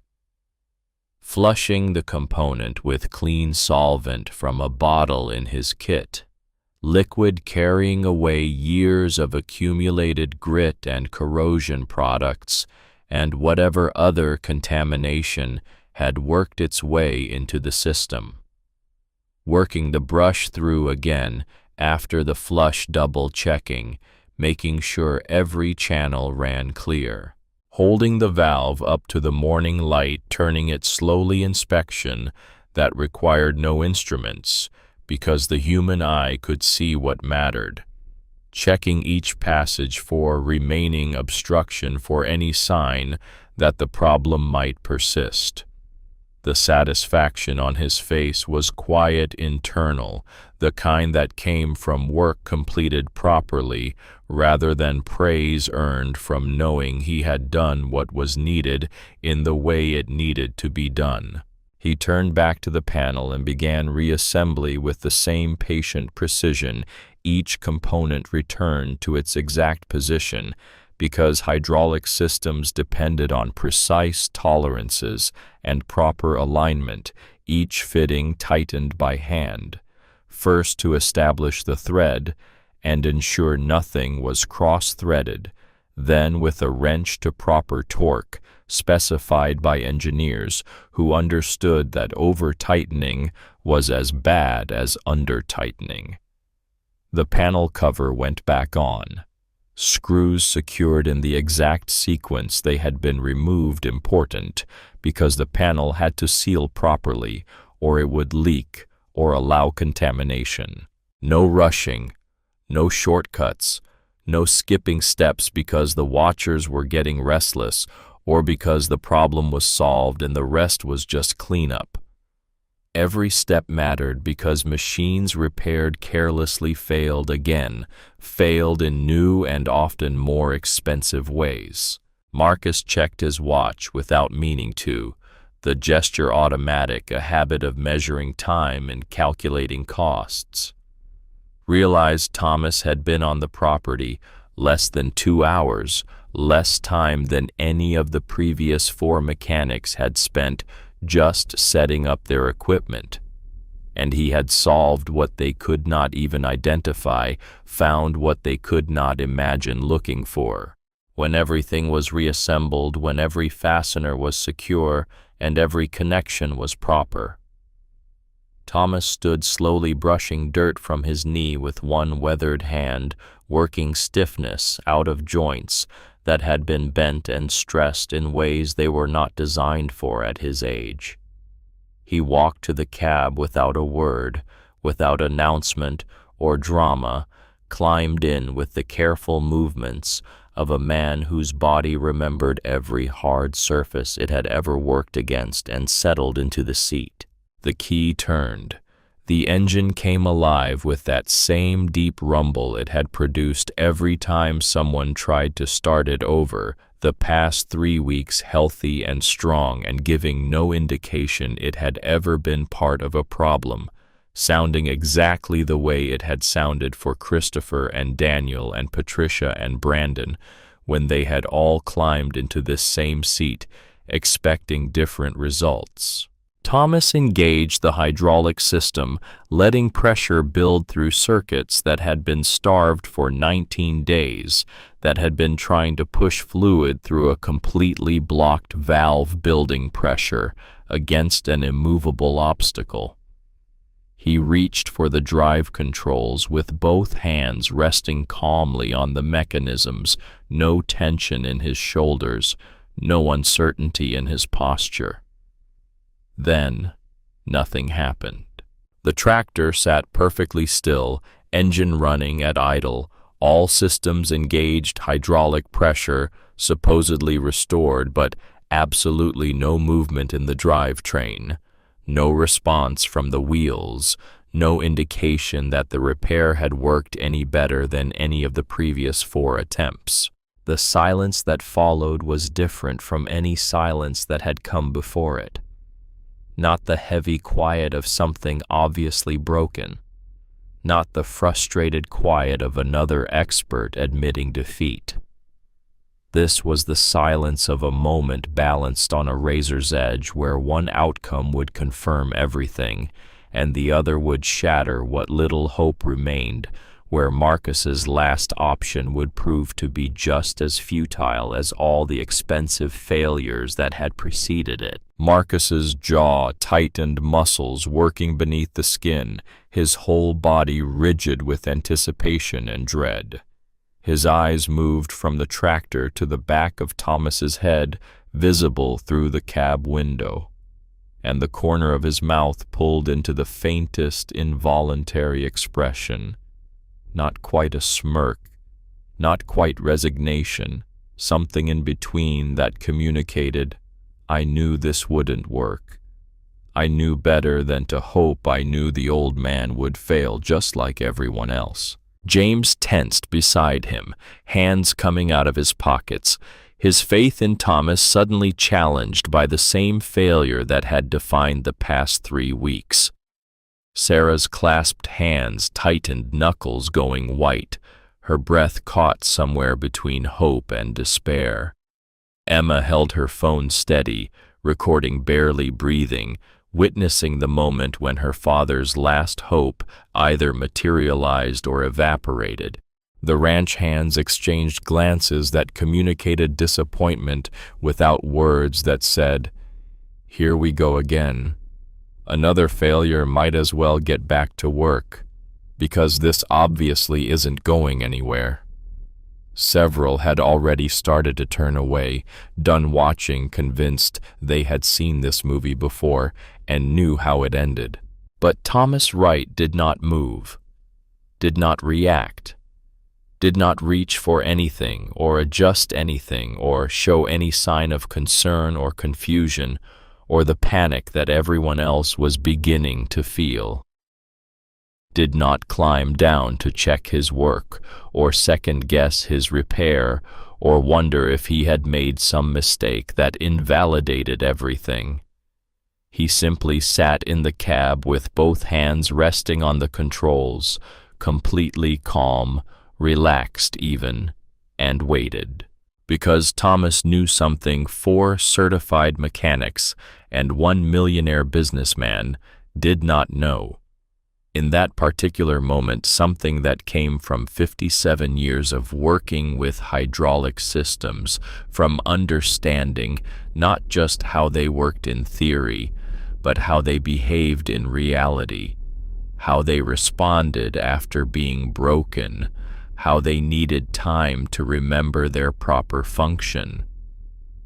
Sometimes a machine needs time to remember what it is supposed to do. When a hydraulic circuit has been starved of proper flow for 19 days, when it has been trying and failing to push fluid through a blocked valve, when air has infiltrated lines that should contain only pressurized oil, the system does not recover the instant the blockage is removed.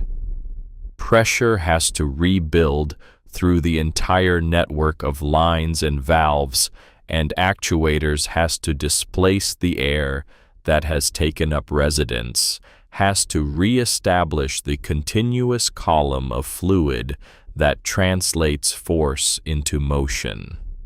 Fluid has to move back into spaces that have been sitting dry or partially dry into actuators that have been starved into cylinders that have been unable to maintain pressure. The process is not complicated. Engineers could explain it in minutes, could draw diagrams showing exactly what happens when hydraulic systems recover from starvation. But it is not instantaneous either. It requires patience. It requires waiting for physics to do what physics does, for pressure to equalize, for air bubbles to work their way out, for systems to purge and pressurize and stabilize. It takes time, not much, but time. 30 seconds maybe, 45.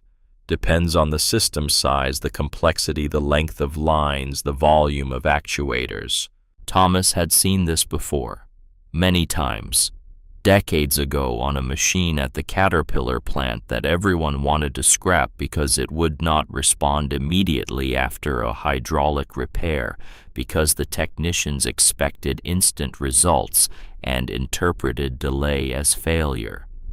He had waited then too, had stood calm, while supervisors demanded explanations and engineers questioned his competence, knowing that patience was sometimes the most sophisticated diagnostic tool available, that understanding how machines actually worked in time beat understanding how they worked in theory.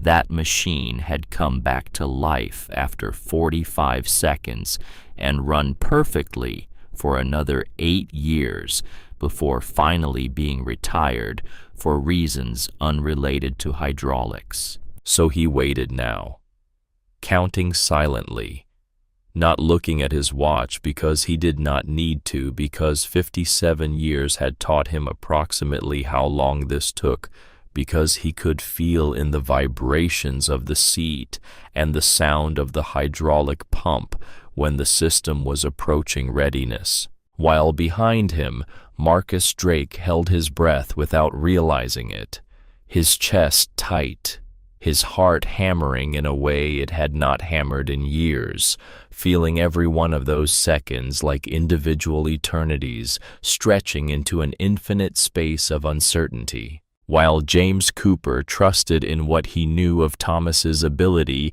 in the years of watching the old man solve problems, others could not, reminding himself that Thomas had never failed him before, had never been wrong about machines, had never promised something he could not deliver. While Sarah Drake hoped with an intensity that surprised her, that went beyond the practical concern about the tractor or even the financial implications, hoped because she wanted her husband to learn the lesson. This moment could teach, wanted him to see that wisdom came from unexpected places, and that being wrong about how to solve problems was not failure, but growth. While Emma continued recording her hands, shaking slightly, witnessing the moment when her father's certainty either shattered completely or rebuilt itself on a new foundation, when everything she had said to him about credentials versus knowledge either proved prophetic or became just another daughter's criticism that changed nothing. While the ranch hands began to turn away, convinced this was just another failure in a long string of failures ready to get back to work, that made sense, that produced results that did not involve standing around watching expensive machinery refuse to function. 30 seconds. Longest 30 seconds of Marcus Drake's adult life. Longer than waiting for the biggest deal of his career to close. Longer than sitting in the hospital while Sarah underwent surgery 10 years ago. Longer than anything he could remember, because this 30 seconds contained not just practical consequences, but existential ones, not just the question of whether the tractor would work, but whether everything Marcus believed about competence and expertise in how to navigate the world was fundamentally mistaken. Thomas engaged the controls again, the same controls, the same motion, no adjustment or modification, just the same input that had produced nothing 30 seconds earlier. The tractor moved, slowly at first, hesitant, a low rumble that built into power. The hydraulic system came fully alive, pressure flooding through circuits that had been dormant, pressure suddenly meeting resistance that could move rather than blockage that could not, translating into force and motion the way hydraulic systems were designed to do. Actuators responding with the smooth authority they were engineered to deliver, pistons extending mechanisms, engaging drivetrain, connecting power to wheels. The enormous rear tires, each one worth more than most people's monthly salary, pressed down into Tennessee soil and found their grip, found purchase, began to turn with the ponderous momentum of massive weight beginning to overcome inertia. The whole machine seemed to gather itself, mechanical systems synchronizing into purpose, remembering through the language of pressure and flow and mechanical advantage what they were designed to do, and then it rolled forward across the field. Smooth, steady, strong, purposeful, like it had never been broken at all, like the past 19 days of silence and failure and expensive confusion had been erased in an instant.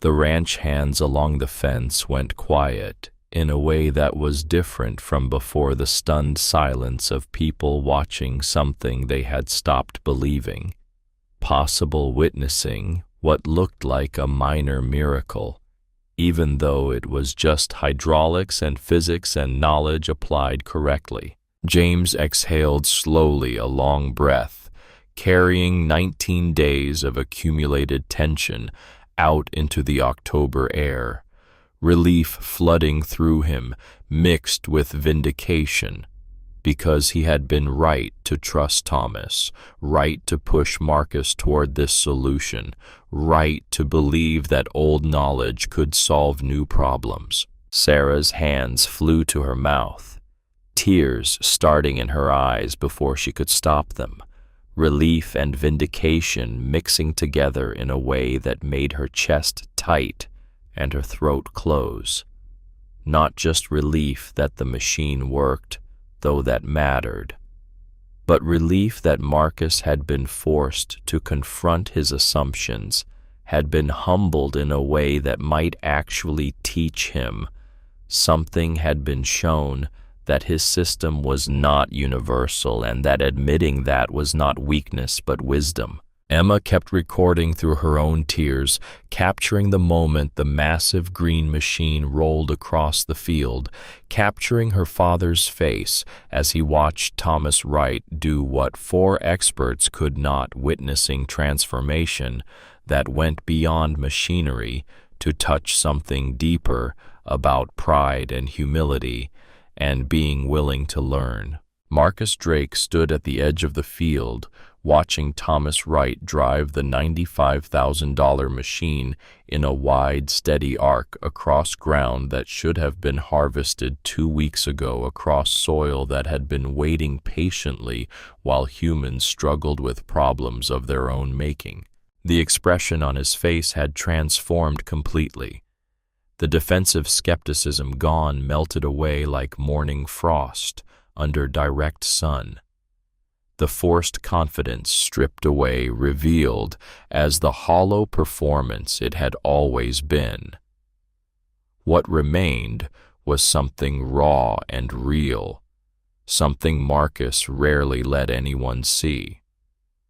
The look of a man confronting the gap between what he believed and what was actually true, between the world as he had constructed it in his mind and the world as it actually existed. the look of a man being broken and remade in the same moment. Thomas brought the tractor back around, driving the full length of the field, and back again, slow and deliberate, not showboating or celebrating, but checking his work with the respect a craftsman shows, for repairs that matter, for solutions that need to be verified before being declared successful. The engine held strong through the entire run, that deep diesel rumble constant and healthy. No hesitation, no stutter, no hint of the 3 weeks of silence that had preceded this moment. The hydraulics responded cleanly to every input, smooth and certain. The massive tires rolled across the soil with quiet authority, leaving clean tracks in earth that had been waiting too long, finally doing what they were designed to do. When Thomas finally guided the machine back to its original position and cut the engine, the field went silent again. But this silence felt completely different from all the silences before. Not the expensive, oppressive quiet of failure that had hung over this field for 19 days. Not the frustrated quiet of experts admitting defeat. Not the desperate quiet of hope dying. This was the open, clean quiet that settles over a place after a long storm passes, and the air clears, and everything that was bent and battered is still standing, damaged perhaps but not destroyed, tested but not broken. Thomas climbed down from the cab the same way he had climbed up, slowly, carefully, one hand on the rail, both feet finding the ground with the caution of someone who understood that falls at 71 healed differently than falls at 21 or 41, who respected his body's limitations while still asking it to do hard work.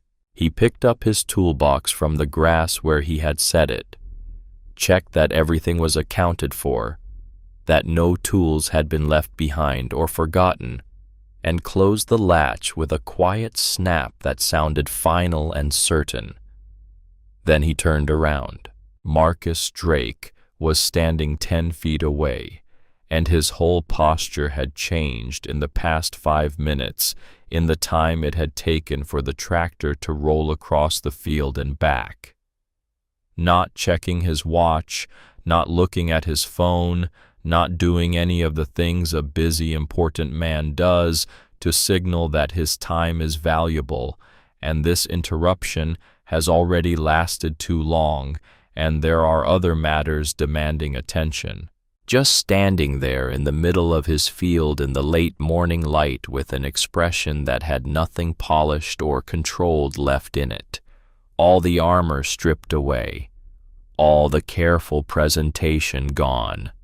Just a man looking at another man trying to find words for something that did not come easily, for an acknowledgement that cost more than money because it cost pride. What happened next said more about Marcus Drake than anything else in this story, revealed more about his character than 30 years of business success ever had. Because a man's character is not shown in his successes, which anyone can achieve with enough money and favorable circumstances and good timing. Character shows in how he handles being completely, publicly wrong in front of people whose opinions matter to him, in front of people he has to see again tomorrow and the day after. Marcus walked forward, closing the distance between them with deliberate steps, and extended his hand. Not the brisk, transactional handshake from that morning when Thomas had arrived, the minimal civility extended to service providers. This one was slower, more deliberate, held longer. The kind of handshake that means something beyond greeting or deal closing or social obligation. The kind that acknowledges respect and relationship and something changing between two people. Mr. Wright, I owe you an apology. Thomas listened without surprise, without satisfaction either, without any of the smugness that lesser men might have shown in his position. Just quiet attention to words that clearly needed saying, that mattered to the person saying them. When James told me about you, I didn't take it seriously. I want to be straight with you about that. Marcus's voice was steady, but cost him something to keep that way. I looked at your truck pulling in this morning, and I had already decided in my mind this wasn't going to work. I had already judged you based on appearance and age, and the fact that you didn't arrive with a service van full of diagnostic equipment. That wasn't right, and I'm sorry for it. The ranch hands had gone very still, witnessing something they understood was more significant than a fixed machine, more important than a solved problem. Their boss, who never admitted fault, who never showed weakness, who maintained control and certainty at all times, standing in the dirt, apologizing to an old mechanic. James stood off to the side with his hands back in his jacket pockets, his expression unchanged, but his eyes bright. The look of a man seeing something he had believed in get confirmed, seeing his judgment validated in a way that mattered beyond the practical outcome. Emma lowered her phone, no longer recording, understanding that some moments were meant to be experienced rather than documented, that bearing witness meant being present rather than capturing. Sarah had tears running down her face now, not bothering to wipe them away. Not from the relief of the tractor being fixed, though that relief was real, but from watching her husband do something she had been waiting years to see, watching him admit he was wrong without qualifying it, without defending himself, without protecting his ego, just owning it cleanly. Thomas was quiet for a moment, letting the apology settle, letting Marcus feel the weight of what he had said. Then nodded once, the kind of nod that accepts something without making more of it than it needs to be, that acknowledges the cost and honors it, but does not demand further payment. Appreciate that. 2 words that close the account cleanly and move things forward without lingering in discomfort or demanding additional penance. But Marcus was not finished. He let go of Thomas's hand but did not step back, did not break the moment.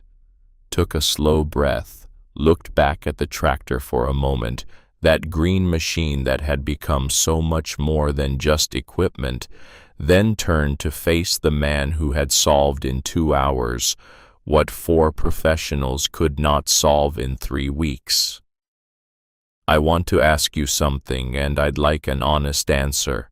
Thomas waited, gray eyes steady and patient, comfortable with silence, in a way that suggested he had nothing to prove and no need to fill space with unnecessary words.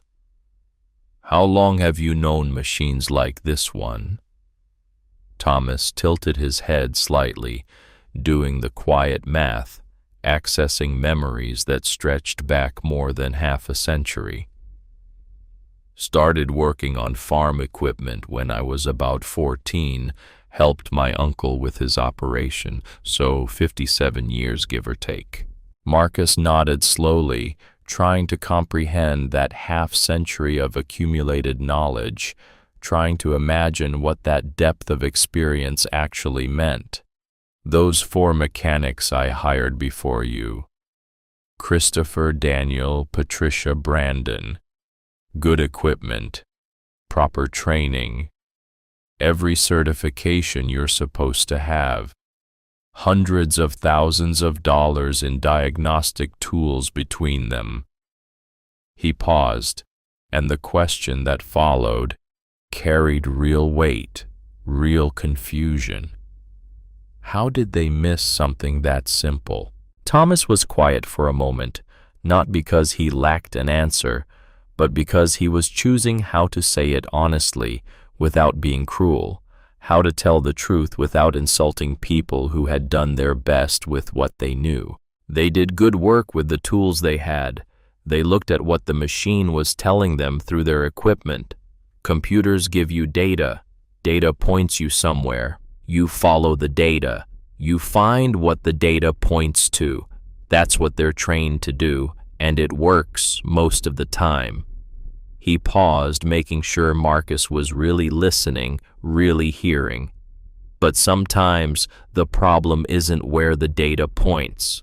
Sometimes it's in the places nobody thinks to check because they're not on any list, not monitored by any sensor, not part of any diagnostic tree. Places that only matter if you know they exist, and why they exist, and how they can fail. Marcus absorbed that understanding, spreading across his face like cold water, uncomfortable but clarifying. Thomas continued, his voice carrying no judgment, just truth delivered plainly. Those four mechanics knew what their training taught them, what their equipment could detect, what the manufacturer's troubleshooting guides told them to check. I knew what people usually don't check, what gets overlooked because it's awkward to reach or because it fails so rarely that nobody thinks about it until it does fail. That's not the same thing as being smarter. It's just different years, different kind of knowledge built different ways. The wisdom in those words hit Marcus with unexpected force, reframed everything he had been thinking about, expertise and competence and value. Different years, different knowledge, not better or worse, not superior or inferior, just different approaches that solved different problems, that saw different things, that had value in different contexts. Marcus looked at Thomas Wright for a long moment, really seeing him for the first time instead of seeing his assumptions about age and credentials and what an expert should look like. Then made a decision with the same clean directness that had served him well in every area of life where he trusted his instincts over his systems. I'd like to offer you a position, permanent, 3 days a week or however many you're willing to work, your own hours within reason, fair pay, and I mean genuinely fair, not what I think sounds fair. You tell me what your time is worth, and that's what we'll agree on. Thomas studied him with those steady gray eyes that had seen too much to be impressed by offers of money or the performance of generosity that could tell the difference between someone trying to buy their way out of embarrassment and someone making a genuine offer. You don't need a full-time mechanic. You got James in regular service contracts. Marcus shook his head, certainty in his voice. No. I need someone who actually knows what they're doing, someone who can teach James what the certification programs don't teach, someone who can look at a problem from angles I don't know exist. There's a difference between hiring another service provider and bringing in someone who can change how we think about maintenance and equipment and problem solving. Something moved behind Thomas's expression.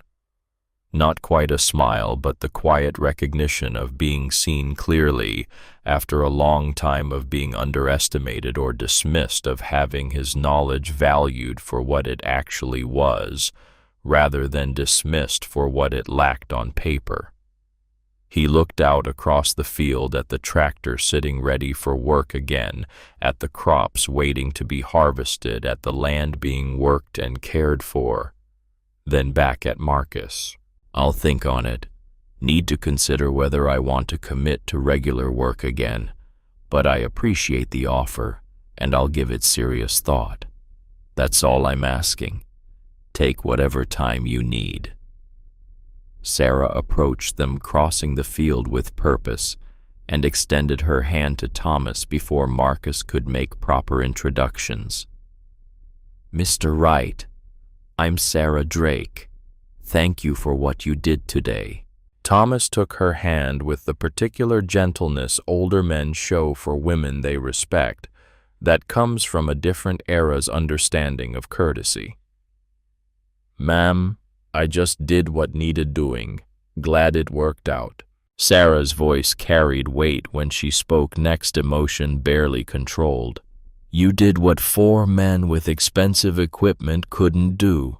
That matters. But more importantly, you taught my husband something he needed to learn, something I've been trying to teach him for years. That matters even more." Marcus did not argue, which was itself an argument for how much had shifted in the past 2 hours, how fundamentally his worldview had been challenged.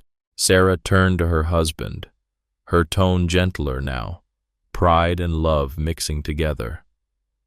"I'm proud of you." Marcus's expression was confused, almost hurt. For what? Being wrong for 3 weeks, wasting $10,000.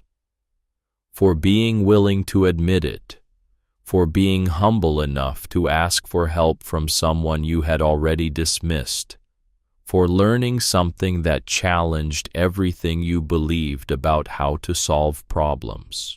The words landed soft, but carried more weight than criticism would have, acknowledged the difficulty of what Marcus had done in a way that made it feel like growth rather than failure. Marcus looked at his wife with something like gratitude mixing with exhaustion, then turned to where James stood watching from a careful distance, witnessing but not intruding. "James." The foreman came closer, hands coming out of his pockets. "I owe you an apology too."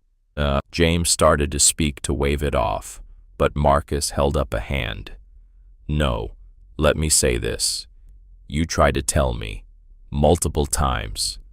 I didn't listen. I dismissed your opinion because you're the foreman rather than a certified mechanic, because your knowledge comes from experience rather than training programs." He trailed off, unable to finish the sentence honestly, without exposing more than he wanted to admit in front of everyone. James finished it for him, no bitterness in his voice, just stating a fact they both knew to be true. Because credentials matter more than knowledge, because paper matters more than practice. That's not fair to you. You know this land, these machines, the people who work here, the reality of how things actually function rather than how manuals say they should function. I should have asked you first. I should have trusted your judgment before calling strangers. James nodded, accepting the apology with the same straightforward grace he brought to everything, without making a big deal of it or extracting additional concessions. "Appreciate that, boss." Marcus's voice carried new resolve, the sound of a man making a commitment he intended to keep that cost him something to make because it contradicted decades of habit. "From now on, when we have a problem, I'm asking you before I call anyone else, before I hire experts or bring in consultants or spend money on solutions that might not fit. Your judgment matters, and I'm going to treat it that way. Deal?" James smiled, the expression transforming his usually serious face, relief and validation mixing together. "Deal." Emma came over, then putting her phone away, completely finished with documentation. She hugged her father without saying anything, held him tight, and Marcus understood without words being spoken that she had witnessed something important, that the lesson was not just about a tractor or a valve or hiring the right person. It was about being humble enough to admit when your system stops working, when the beliefs you built your life on need to be examined and maybe rebuilt from the ground up, when being wrong is not failure, but the beginning of wisdom. When they separated, Emma looked at Thomas with genuine warmth. "Thank you for coming, Mr. Wright, for taking the time, for having patience with my father." Thomas's eyes crinkled at the corners the closest he came to a smile. "Happy to help, miss. Machines are easier to fix than people, but sometimes fixing the machine helps fix the people too." The wisdom in that simple statement hit everyone differently, meant something different to each person who heard it, but resonated with truth that went beyond machinery. "I hope you say yes to my dad's offer. I think he needs someone like you around. We all do." Thomas nodded slightly. "We'll see. Gotta think on whether I'm ready to commit to regular work again, but I appreciate the sentiment." The group began to disperse, the crisis, resolved normal life resuming, but everyone understanding that something had changed, that this was not just about a repaired tractor, but about relationships and assumptions and how people navigate the world. The harvest ran through the rest of that week without interruption, equipment moving across fields, with the efficiency of systems functioning as designed. Marcus watched from his office window as the work progressed, as machines that should have been working 3 weeks ago finally did their jobs, as crops came in and were processed and prepared for market. The yields were not great, reduced by the delay and the weather complications that had accumulated, but they were good enough to make the loan payment with a small margin to spare, good enough to avoid catastrophe. He slept better than he had in weeks. Real sleep rather than exhausted collapse, though his mind kept circling back to Thomas's words about where systems hide their failures, about the difference between data and knowledge, about how the most expensive solution is not always the best one. 1 week later, Thomas Wright called Marcus's cell phone just after sunrise, the phone buzzing on the nightstand where Marcus had finally stopped keeping it on silent at night, where he could afford to relax slightly, knowing that the immediate crisis had passed. "Mr. Drake been thinking on your offer." Marcus sat up immediately, fully awake, despite the early hour anticipation tightening in his chest.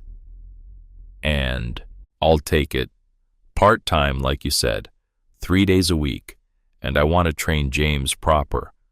Boy's got good instincts, good hands, good understanding of how things work, but he needs someone to teach him what the certification programs don't cover, what you learn from doing rather than studying.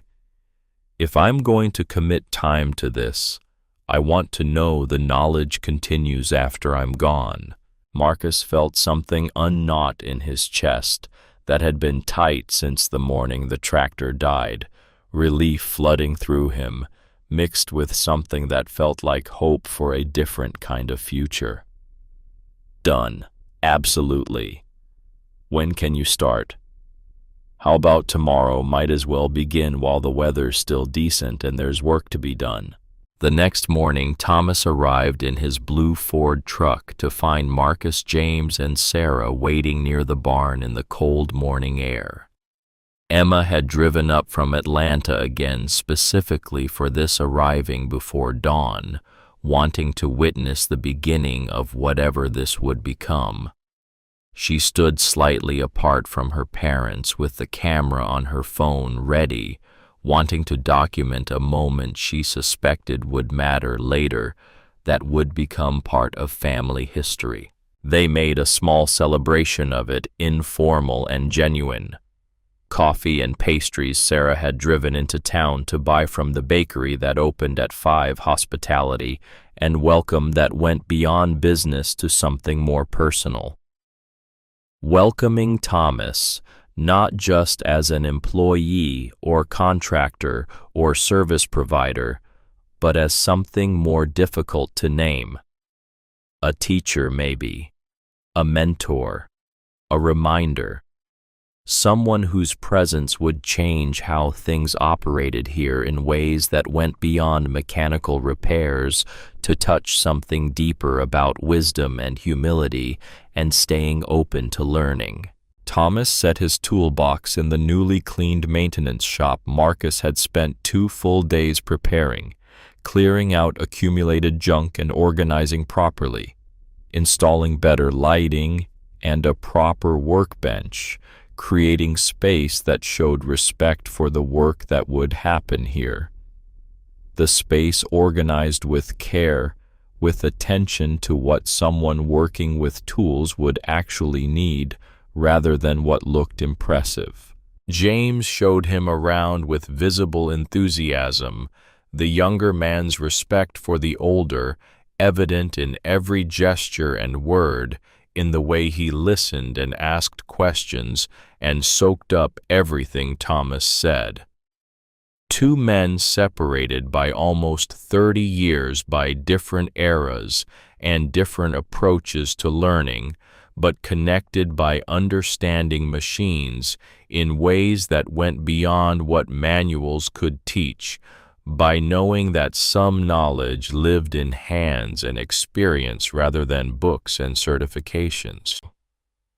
Marcus watched from the doorway, Sarah beside him, and felt the rightness of this settling into place, felt something that had been wrong for longer than just 3 weeks beginning to correct itself. "You did good," Sarah said quietly, her hand finding his. Marcus looked at his wife, seeing the pride in her expression, hearing the relief in her voice. "We'll see. It's just beginning. It feels right, though."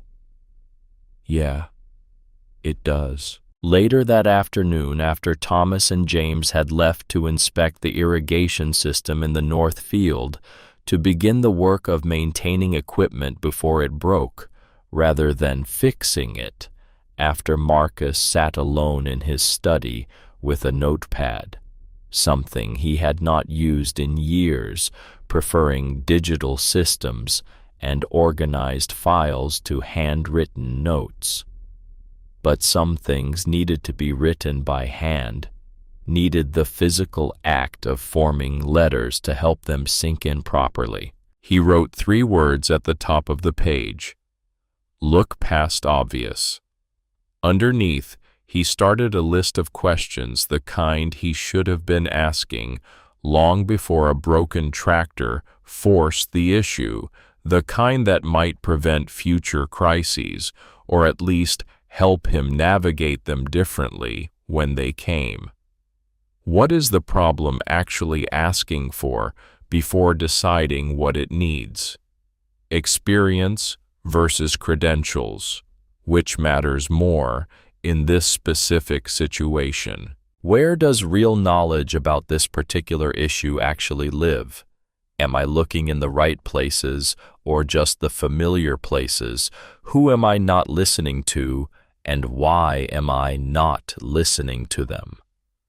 What assumptions am I making that might be wrong? What worked in the past that might not work now?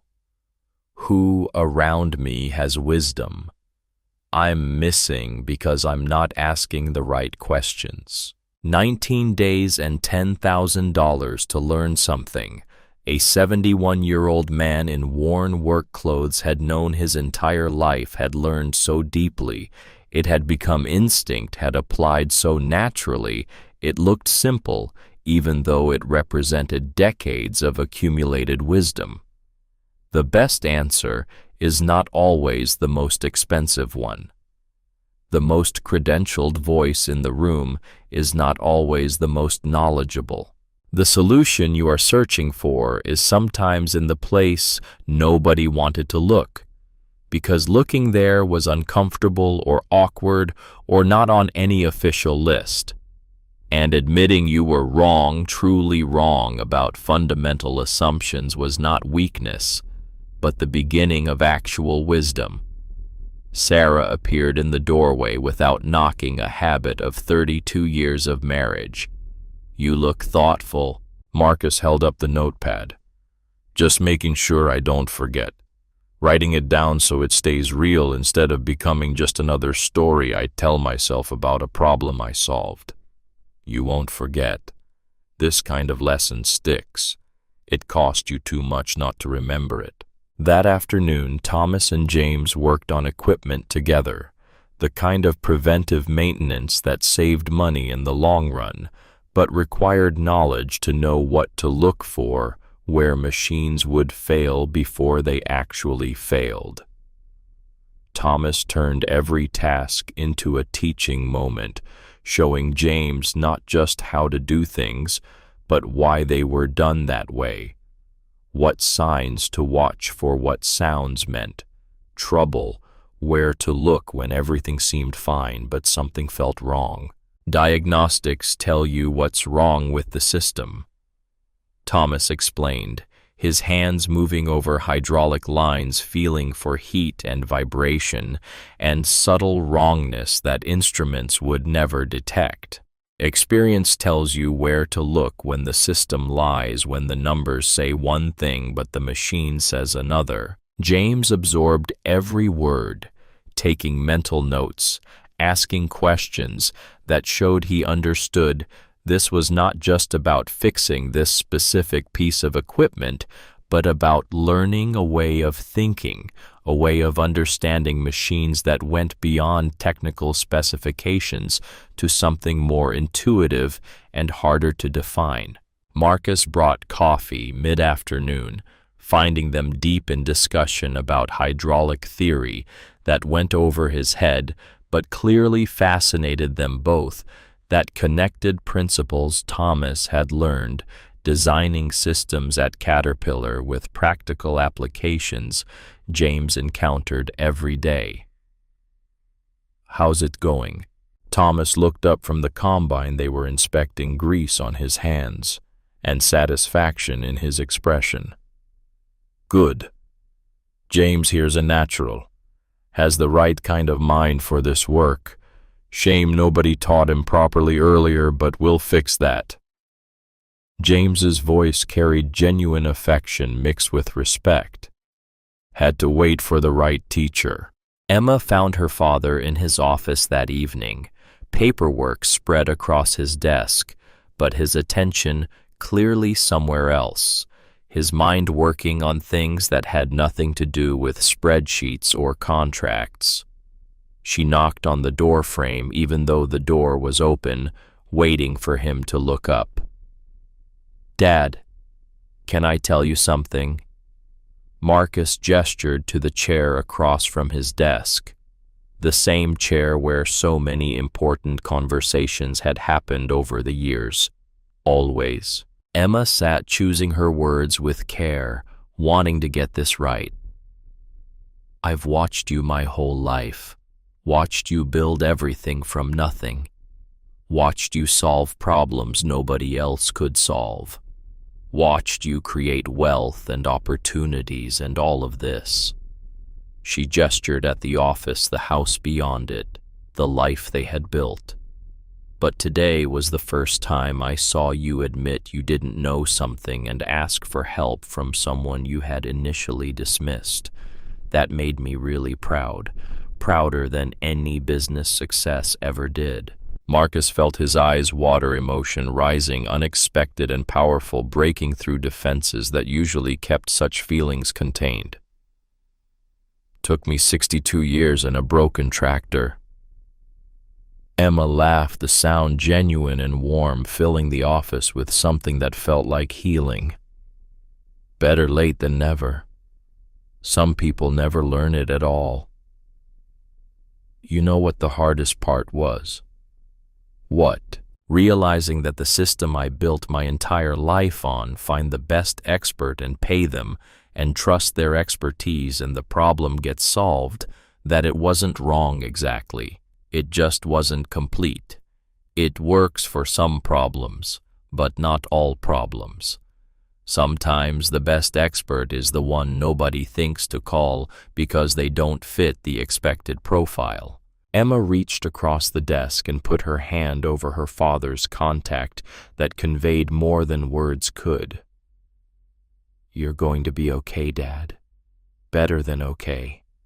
This is growth, not failure. Doesn't always feel like growth.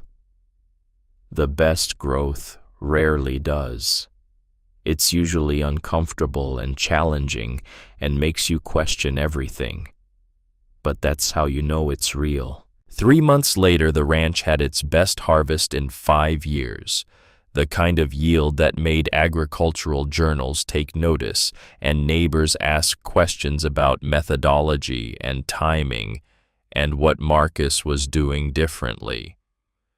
The answer was complicated, involved many factors beyond just having working equipment, but part of it was the systematic preventive maintenance Thomas had implemented, the early detection of problems before they became catastrophic, the kind of attention to machinery that came from actually understanding how it worked, rather than just reacting when it broke. Thomas came 3 days a week like clockwork, Tuesday through Thursday, working with James on everything from combines to irrigation systems to the smaller equipment that never got enough attention until it failed.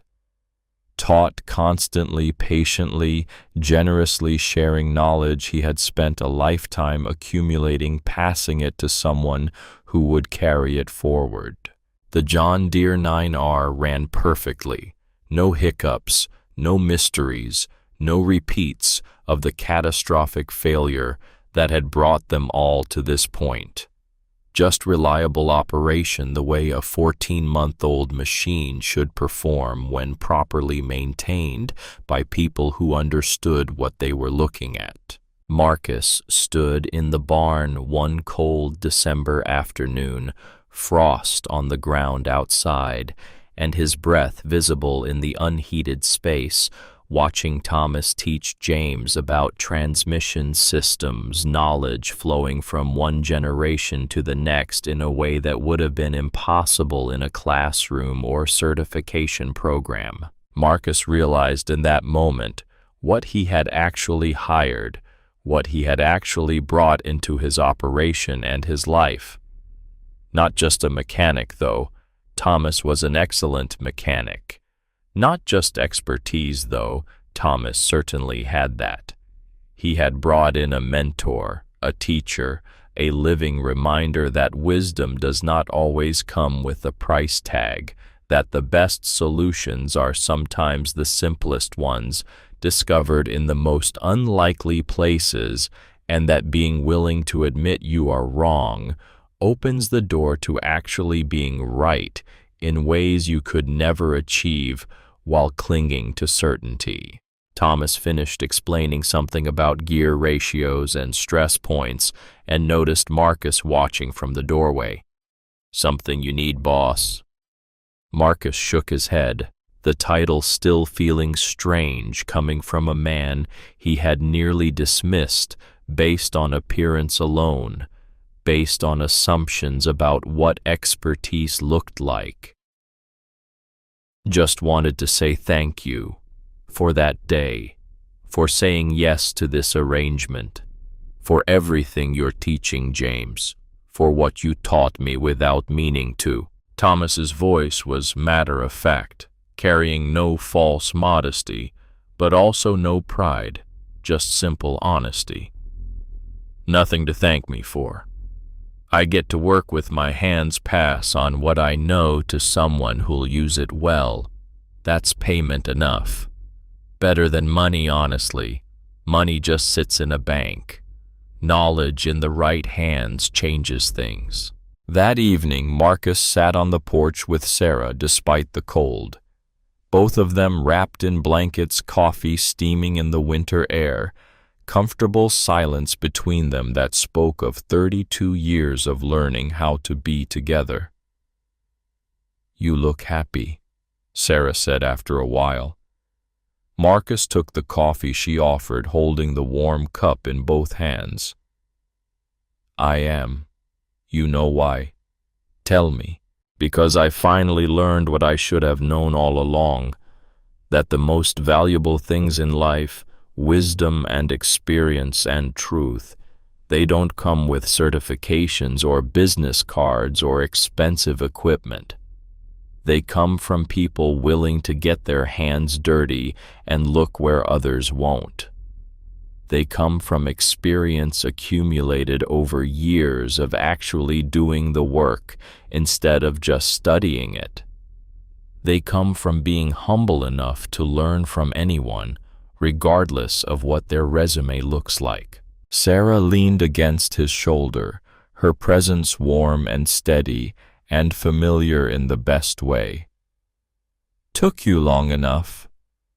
Marcus laughed, the sound carrying genuine joy, the kind that comes from having survived something difficult and come out changed for the better. Yeah, it did.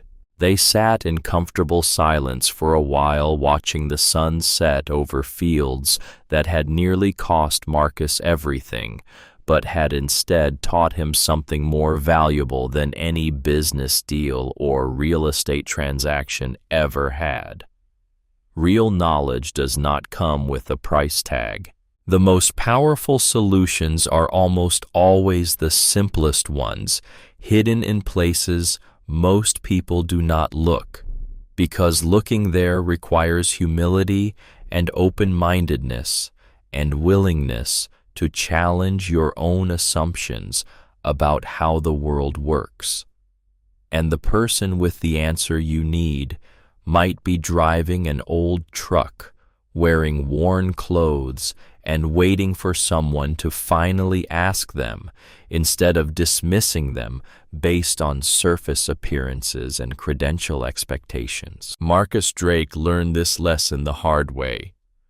4 professionals with impeccable credentials, 19 days of mounting desperation, $10,000 spent on expertise that failed to deliver. And the answer was there the whole time, 12 miles down County Road 7, in the hands of a 71-year-old man who nobody took seriously until they had no other choice, who solved with wisdom and experience what expensive technology could not detect. So here is the question, worth sitting with, worth carrying forward into whatever challenges you face. What problem are you facing right now where you have only been checking the obvious places, only consulting the expected experts, only looking where conventional wisdom says to look? What solution might be waiting in the uncomfortable spot nobody has bothered to reach into yet, in the place that does not appear on any official checklist or diagnostic tree? And whose knowledge have you underestimated simply because it did not arrive with the right title, or the right price tag, or the right credentials? Because somewhere out there is a Thomas Wright who already knows the answer to your problem. The only question is whether you will call him before or after you have run out of expensive options, before or after you have exhausted every conventional approach, before or after you have been humbled enough to look beyond your assumptions about what expertise looks like.